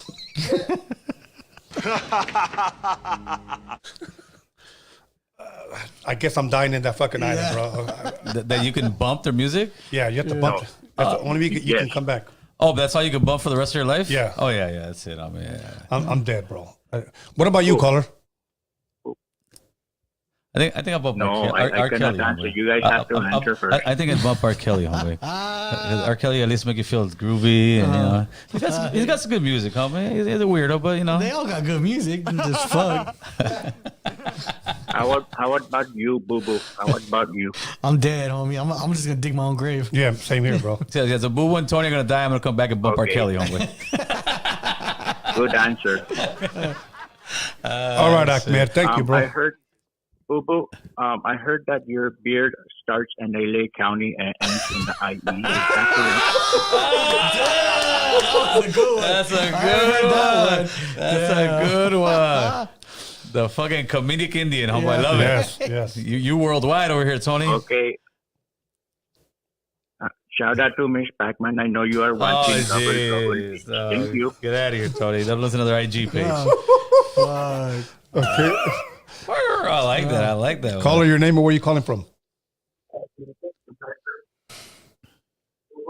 Turn it down. Turn it down. Turn Please the turn radio on your TV, bro. Caller. that guy's probably had it on hold. Bro, I'm about to hang up. Caller. Hello. Yeah. Bueno. Where you calling from, bro? Tony, Yes.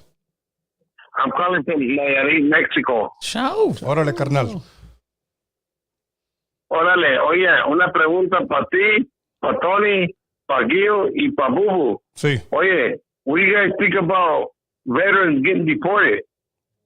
Man, that's not cool at all, man. They could sit here and join up and fight for our country, and they can't give them a piece of paper to live here. I know, bro. No, you know what? I of course we don't fucking agree. I'm gonna speak for myself. I don't fucking agree with that.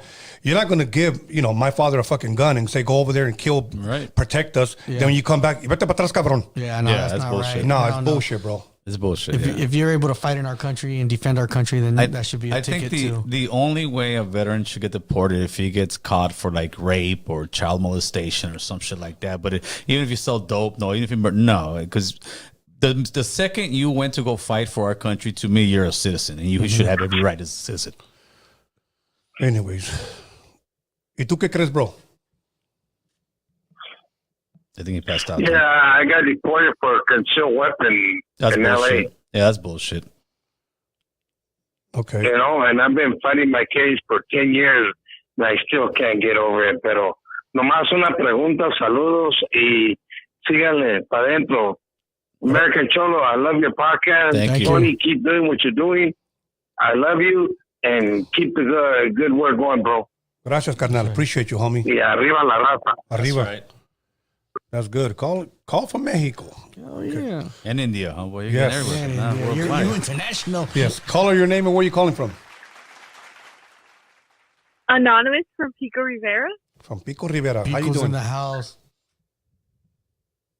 Yes. You got a question?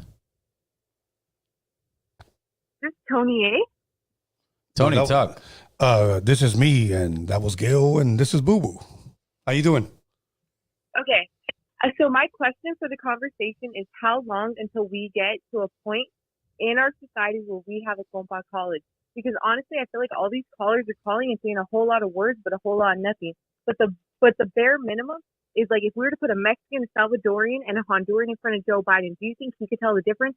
No, he can't. So I feel like all we have to do is stick together because you know what? Compas matter. We need a compa college, similar to what black people have in the South, similar to the HBCU system. We need a compa college, point blank, period. What card? Compa? Is that Compa College? Compa College? Okay. Well, I think we Yeah. we can definitely get there, but it comes to us swallowing our pride, swallowing our ego, and saying, you know what, we can fall under one umbrella, but unfortunately, that's tough with us. We're so tribal that we want to hold on to it. Like with the CALI thing, I'm trying to do it so we can all fall under one umbrella, and then we can politically move. Like California, we're 40 to 50% of the population, man. If we just had 30% of that population moving as one unit politically, we can get all kind of legislation passed for schools like that as well. You know what? But honestly, we should be worried about like what's society is doing for us. I think we need to be worried about what we're doing for each other, because at the end of the day, all we have is each other. Yes. Us brown people, we need to stick together. And you know what? Full compas matter. Like, that's a movement that's going to start today off of this channel. Compas matter. You know what? I appreciate your call. You know what? I'm glad that you gave us that analogy of if you had 3 Latinos standing in front of Biden, would he be able to tell the truth? No. I mean, the difference. He wouldn't. He wouldn't. You know, and I appreciate that. Yeah. No, he'd say they're all but Mexicans. I just want to show love to you guys, too, because no lie, Tony, you, Gil, and even Lucky from Hoodstock, you fools are doing your thing. Like, you fools are putting on for us. And I just want to add one more thing to the convo. I think the beef that we need to have with Adam 22 is that he feels like it's all right to mimic the accent of Latinos. There's an interview with him and Lupe, you know, Crip Mac's like wife. Yes. Where he was mimicking her accent. And I feel like if I was to sit here and mimic the accent of a black man, I'd be canceled instantly. So why did he feel like it was okay for him to laugh at that, to think that that was a joke? You know when what? in reality, That's how it works. She had the greatest work ethic of any person there. You know what? And I agree with what you're saying. Absolutely. But you know what? We need more people like you to speak out like this. Because a lot of them just stay quiet. And, fuck it. They don't fuck with me. So what do I got to say? You know, and that's I feel that. That's how most people would answer. But I'm definitely thankful for. And one more thing, Tony, I want to shout out the chat. I want the chat to fill this movement. Compas Matter starts tonight, and just know that this movement started in Pico Rivera, because Pico does it all, baby. Absolutely. Shout out to Pico Rivera. Shout out to Pico Rivera. Absolutely. Muchas gracias. All right, cool. Well, Tony, it took me 100 times to get through, so I'm so happy you answered the phone. Hell yeah. Thank you for your call. All right, cool. Bye, guys. Later. That's dope. Shout out to Pico. Here from Whittier. Here we go. Hey, your phone is blowing up, Tony. I know. Call her your name and where you calling from. Brother Alfonso from Series. Brother Alfonso, what's happening? What's good, family? What's up, big brother? ¿Cómo I estás, want man? to tap in with you guys real quick, man. I just want to say that it's always lovely to see, you know, this type of meeting happening. But I want to talk about the next Cali Mac meeting. I think it's very important that it's held at a church, man, because when the revolution se cruza con la iglesia is when there's true revolution, bro. And I think that it's so important to have a neutral, peaceful ground, bringing all these people from up north, from Arizona, from here, from there, from everywhere. Church is an important place to have that base. And I think that if there is going to be functions, it's lovely, but we have to understand the type of people that you guys are bringing, you know, and it's gente, son gallos, you know what I'm saying? And we're people that want to make a difference, man. I'm a Cali Mac supporter. I'm from right here, the Modesto area. I was right there at the meeting, and it inspired me, man. We're waiting for something to get behind, to be proud of, bro, on the real, man. And Gil, and it's not just Gil. It's Tony. It's so many. It's Boo Boo. And the sad thing is, on the real, man, Mexican people, we're so vicious against each other, you know. Like we can't ignore the fact that Mexico is right next door, and we could never put that to the side because it's right there, bro. But being Chicano, I identify as Chicano, man, because real talk, if I go to Mexico, we're not accepted, but we love. Nope. Like right now, I just got back from Fresno, taking my dad to the airport. He's going to Jalo, you know what I'm saying? And he's on his way over there, and I heard you guys back all the way back from Fresno to Series, and I think what I'm trying to get to is I think that the Cali Mac movement, the Cali Mac, it's important to base it out of a church, man. Just like when King Tone brought the Latin Kings to the church, the revolution, the political party started, because that's a political party, bro, and that's where it gained its power. That's where it gained neutralized like itself to go up to the next level. You know what I'm saying? So Gil, I mean, not even to try to direct. You know, you're the captain of the ship, bro. You're the one. You're the one that is pushing this with Tony, and you guys sitting down together and making this live and cracking, man. Because we're all, look, man. Most of us grew up in the 80s, 90s. We're in our 40s, but we're still waiting for something to get behind. Yes. You know, and to be proud of. Even from up here, from up north, bro. I don't even like to stay up north because I'm from the Central Valley. I'm from the 209, you know, and we still trying to get something together out here to let's root for something, man. Let's get with it. You know what I'm saying? Yeah. And I think church is important to sit down in la iglesia, you know, because if we go somewhere else, it could turn into something different. And not to say it would go that route, but we want to keep it sober. We want to keep it neutral. We want to keep it safe, you know, because we're bringing people with a lot of wounds in their heart, bro. A lot of things going on. You know what I'm saying, big brothers? For sure, brother. And I appreciate not you to go supporting. not to go big not to go big nitro on you. No, man, it's all love. Talk to me, Big Gil. You know what I'm saying? Because that pastor right there in North Hollywood, he opened those doors, man. He did. For sure. Shout out to Pastor Ray, man. And he will again. Shout out to Pastor Ray, and I just want to say I'm so happy to watch you guys and everything. Even Boo Boo, man. It's so important to have Boo Boo there because Mexican people are so territorial, bro, that we need a Mexican at the table. Even though Gil is Honduran and he is the leader that he is that man. He is that guy. We still need somebody to say, you know what, there's a Mexican right there. And it's sad to say that, but that's the way Mexicans are, bro. Yep. It's real territorial. That's you know why I what I'm keep Boo on. But I think we could. I think, man, that you guys are hitting higher stages. But Gil, real talk, how do you get to your members only?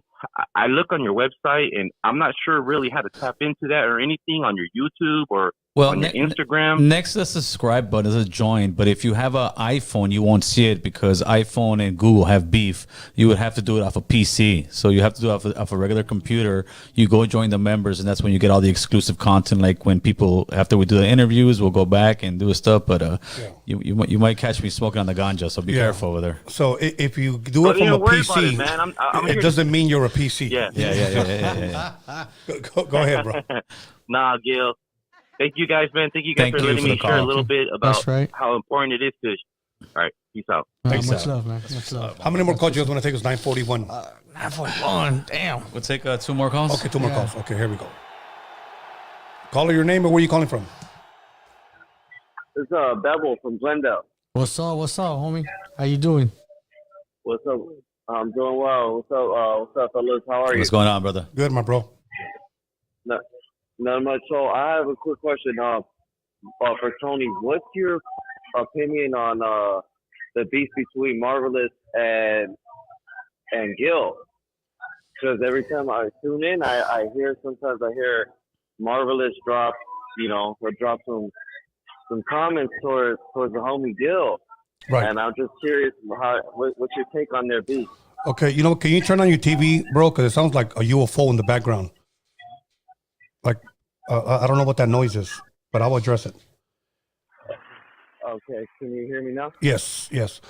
First and foremost, I think this has been going on before I actually ever even met Gil or Marvelous. I think at one point there was ups and downs because I know he had been on your podcast several times, correct? Yeah, for sure. Yeah, so you know what? That's one thing that I like to stay out of. One time I know Marvelous addressed a subject that had pertaining to Gil, and I just said, look, I get put in a bad position because I consider you a friend and I got love for Gil. And I get caught in the middle. Right. So my thing is, as a man, I let them handle their business and I stay out of it, bro. That's the best thing that I can do. I have love for both of them. Right. And it's unfortunate that the situation, it's a situation, and I wish it wouldn't be like that. But this is the thing. It's not even a situation anymore. Like I said, this is 2023, brother. I'm not worried about it. Okay. And me and you have never even had the discussion. We never had to have that discussion, Right. Tony. So it's like something that was, if you look at the so-called beef, it's fucking petty, brother. It's so fucking petty. And the majority of the beefs with anybody are so fucking petty. And to me, it's like, I'm not going to keep going on that petty route and arguing over the dumbest thing. If we may not, like each other, agree with one another, it is what it is, homie. Turn the channel off. So to me, there's no beef. We're all good. That's a dead issue, homie. Yeah, so that's the best answer that I can give you, bro, is that I stay out of it. And meanwhile, at the same time, I still love and respect them. Right. No, I feel, just wanted to get your take because I always see, I see the tension sometimes, so I just want to address it, just talk about it. Yeah. Okay, was that it? Or you got a question Okay, for Gil? and then, No. Just to expand on what you guys were talking, what Gil was talking about earlier. The whole Tariq thing. You know, I knew about Tariq like the first. What's up, Doc? I knew about Tariq since way back. Like I first seen him on a show called Made on MTV and shit. And I used to watch his shows, and I used to see that it slowly started, you know, drifting in another direction. Then a little bit later, I get turned on to AC, and you know, I just knew that I everything that's going on, I've seen that shit like from a long ass time ago. I seen the whole how that was gonna unfold, you know, and I could tell you that all those tapes that AC pulled out, I watched those shits while they were airing. You know, I had to stop watching them after a second because everything he's been saying is spot on. The whole timeline, everything, what he's saying. So I just wanted to add my 2 cents on that. Right on, bro. Thank you. No problem. Okay, the last caller gets a teddy bear of Gil and a fake beard from Boo Boo. Okay. Caller your name and where are you calling from, because you are the last caller. From Fresno. So how you doing? Yeah, this sounds hey. What's good, my bro? What's going on? What's going on? I'm from Santa Monica. Okay. That's right. Santa Monica in the house. Up? Hey, so why do you think that right now we're not Mexican men, we're not looked as like a sex symbol in America or media? Did you say sex symbol? Sex symbol? Yeah, because I think I am. Yeah. I mean, at least around my neighborhood. Well, for the girls, like the girls are not like they don't speak about us, you know. I mean, they speak about me. Yeah. But, you know, I'm only playing. I think. Well, maybe about you. This is a serious like subject that I'm trying to touch on. I know, big. You guys made Tyga take down the video. You guys made him take video because of how we were being portrayed in the sofa, eating Doritos and nachos and fat. Yes. So I'm saying, why are they depicting us like that? I would say because that's what they see on TV a lot. They see that, and even in our community, we do have a problem when it comes to, let's say, fucking eating and drinking. I think this is the generation that is most out of shape than any generation, because in my generation, half the homies were in real good shape, and Yes. there was always a gordos. But now it seems like, man, there's everybody is eating what they want, drinking what they want. But it's also not just the raza's issue. It's because America now makes it where, you know, everything is beautiful. You know, Liz was the most beautiful woman in the world, even though, you know, she's obese and has some real health problems. It seems like nowadays, if you're obese and all that, you can't say, hey, man, you got an issue. Everybody's just, you got to be accepted and you're beautiful. And, you know, that's a different opinion, I guess, when it comes to the movies, and that's why we're portrayed that way.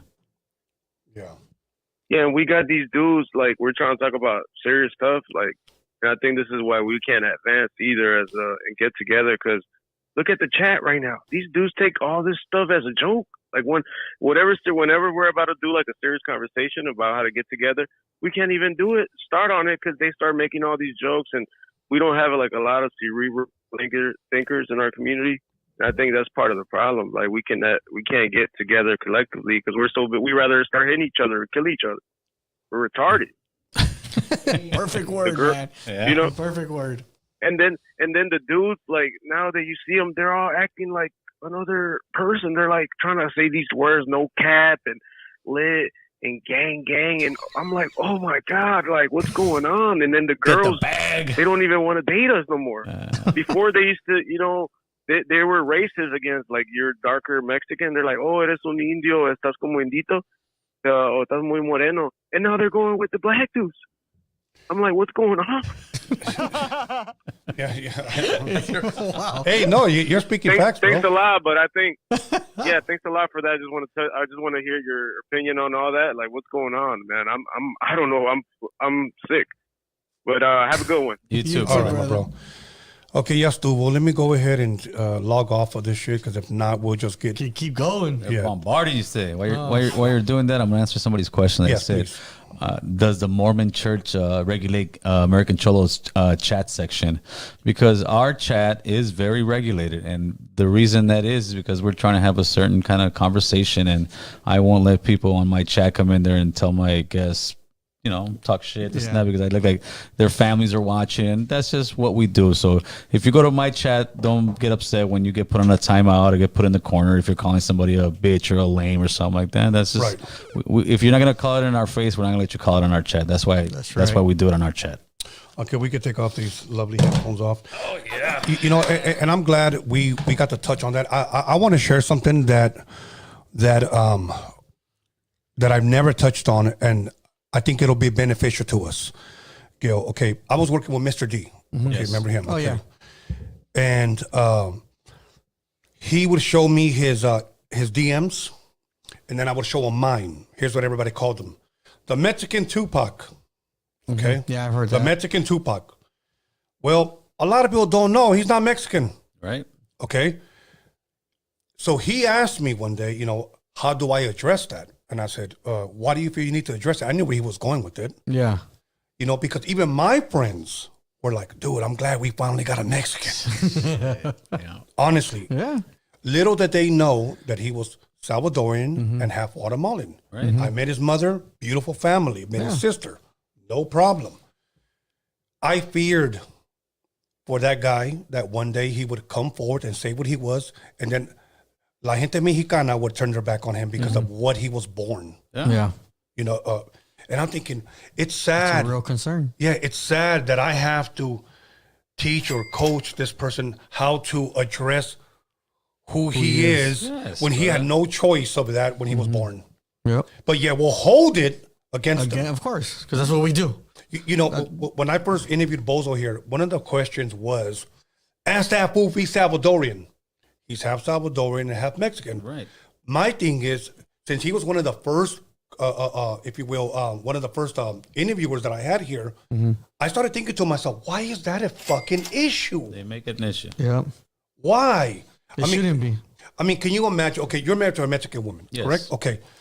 Say hypothetically, I was married to a Salvadorian woman and I loved her. And people consider me raza, but didn't consider her. Your wife is not fucking raza. I want to say to my own fucking people, fuck you. It burns my wife up, brother. She's like, why? I said, because they're looking for a reason. Yes. But it's the same thing. It's the same thing like you were saying. The Mexican will say the same thing, but then the white American will say the same thing about the Mexican. You ain't American. Go back to your country. And we need to get off that. We need to get off that tip. Petty stuff, man. Petty stuff, low level shit. So we're gonna move forward, do some bigger, better things, and we ain't gonna be worried about that. Because if you really look at Hollywood, you look at the music industry, it's all mix on me. Yeah. And then for those of you that want to protest, instead of protesting Cali Mac and American Cholo and Roadium Radio, go protest Hollywood, because in Hollywood, according to Noel G, he said that they only give us two names, Hector and Carlos. Yeah. Pretty much. Okay? Say something. Pretty much, carnal. So, anyways, carnal, Bobo, let's start with you. Anything I didn't ask you, anything you wanted to share, anything you want to say? If not, let's give shout outs. No, man. I love being in your show. Thank you, carnal. Thank you for inviting both of us. Yeah. And man, invite us back. Absolutely. That's right. Thank you for the hospitality, Tony. You know what it is, man. We're out here speaking, trying to do things for the people. I want to thank the team, which is Boo Boo, Notorious, Chris and the Sounds, and of course my wife behind the scenes, man. And just you know where to find us. We're not running away from any conversation. We're here in 2023 to level up, keep this thing positive, and just keep moving forward for the raza, homie. Absolutely. I'm going to give my shout outs, and then I'm going to hand you my mic so that you guys can do the super chat, okay? First and foremost, I want to thank Gail once again, American Cholo, and I do want to say that when you guys do have the whole Cali Mac meeting again at the church, I want to go. And I want to bring Norbert because he wants to speak.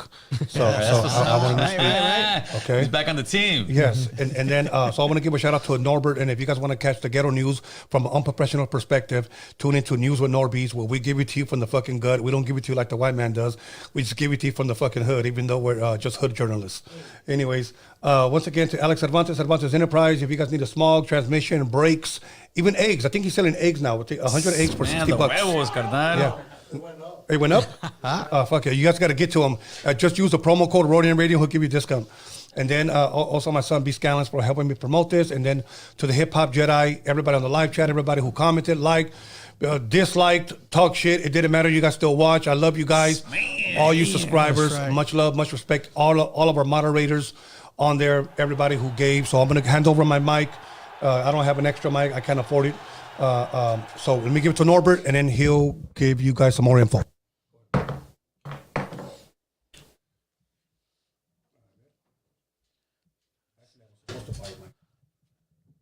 Yeah, it's expensive, man. Are they waiting? All right. What an interview, huh? All right. Sleepy 310 dropped $2. Ask Boo Boo if he uses Just for Men on his beard. Just for men, you're right. That's right. Big shout out to the homie Echoes World, Jeff Reyes. Dropped $4.99. He's dropped popcorn. Thank you. One Love dropped $4.99. Adam got scared when 50 bald heads pulled up. P Dog dropped $9.99. I support both Tony and Gil. I enjoy listening to a voice I can relate to. Keep going, both of you. Raza is only growing in USA. Consider now, even in Wisconsin, you will find Mexican jaripeos. P Dog dropped another $4.99. I'm not a fan of the term CALI Mac, but I didn't vote for Latinx either. Yet the label has been imposed on me in forms from my employment to college. Psychopath 7666 dropped $1.99. Why CALI-Mac? What's wrong with word raza? Gangsters Playground dropped $5. We already have a true identity. The Americanos. CALI Mac is not inclusive. It is divisive in USA. Sponge 77 dropped $5. Fly Eagles Fly. Enrique Ledesma dropped $4.99. Follow the same concept. It's a Mount Rushmore podcast, wise. And for this king argument, it's a round table. No one is above and others equal power. Okay. P Dog dropped $2. Roger better not call. If you know, you know. Sure. Monte Carlo dropped $5. Simon American Cholo, keep branching out, carnal. Como dijo el homie, it takes a man to get up and go to work, provide for your family. That's Saludos, raza. LX300 dropped $1. He retracted his message. El Jose, $5. We are paisanos and paisanas. LX300 dropped $5. Talk about something important such as flat earth. Ha ha ha. Enrique Ledesma dropped $1.99. The homie Kike from the city of Escondido called. Shazzy H-Town dropped $10. Not sure if Latinos del Caribbean will understand your movement. They identify with their island first. How you plan to reach them? Don't see most of my people, Cubanescos, repeatedly supporting this, to be honest, Gil. Yeah, no problem. Yeah. It's just starting. Okay. Christian Salvador dropped $99.99. It's nonsense whoever said we aren't accepted in Mexico. I've been to Jalisco a million times, Michoacan, Colima, Tijuana, Zacatecas, Cancun, Cabo. Never have I been discriminated. They probably joke around and call us pocho. All of a sudden, you can take carrilla. And that's facts. I go to Mexico, too. I've never, ever felt discriminated there. After you finish having my mic back, say something. Norbert does like he belongs to Mexico, though. Yeah, exactly. let's keep it 100. Let's keep it 100. Okay. I'm going to address what Norbert said and what that person. But first and foremost, everybody who gave money, thank you very much, very, very much. But I do want to say, when I went, Gil, it was in the 80s and 90s.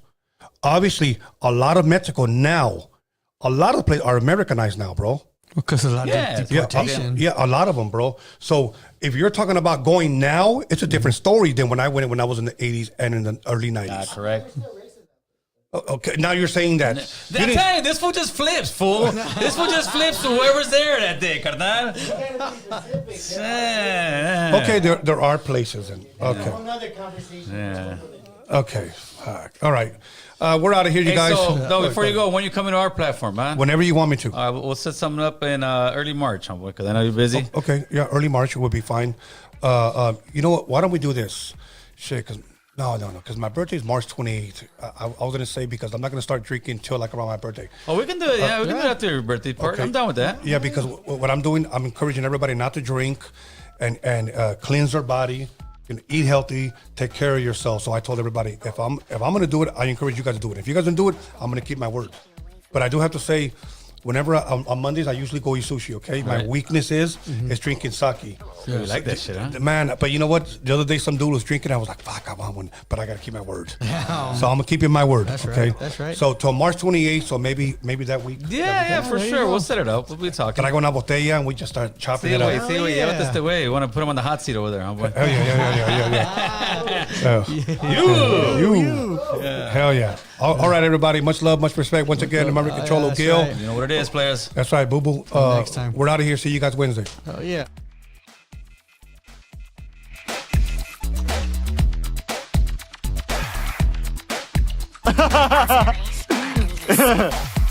Take you away from it all.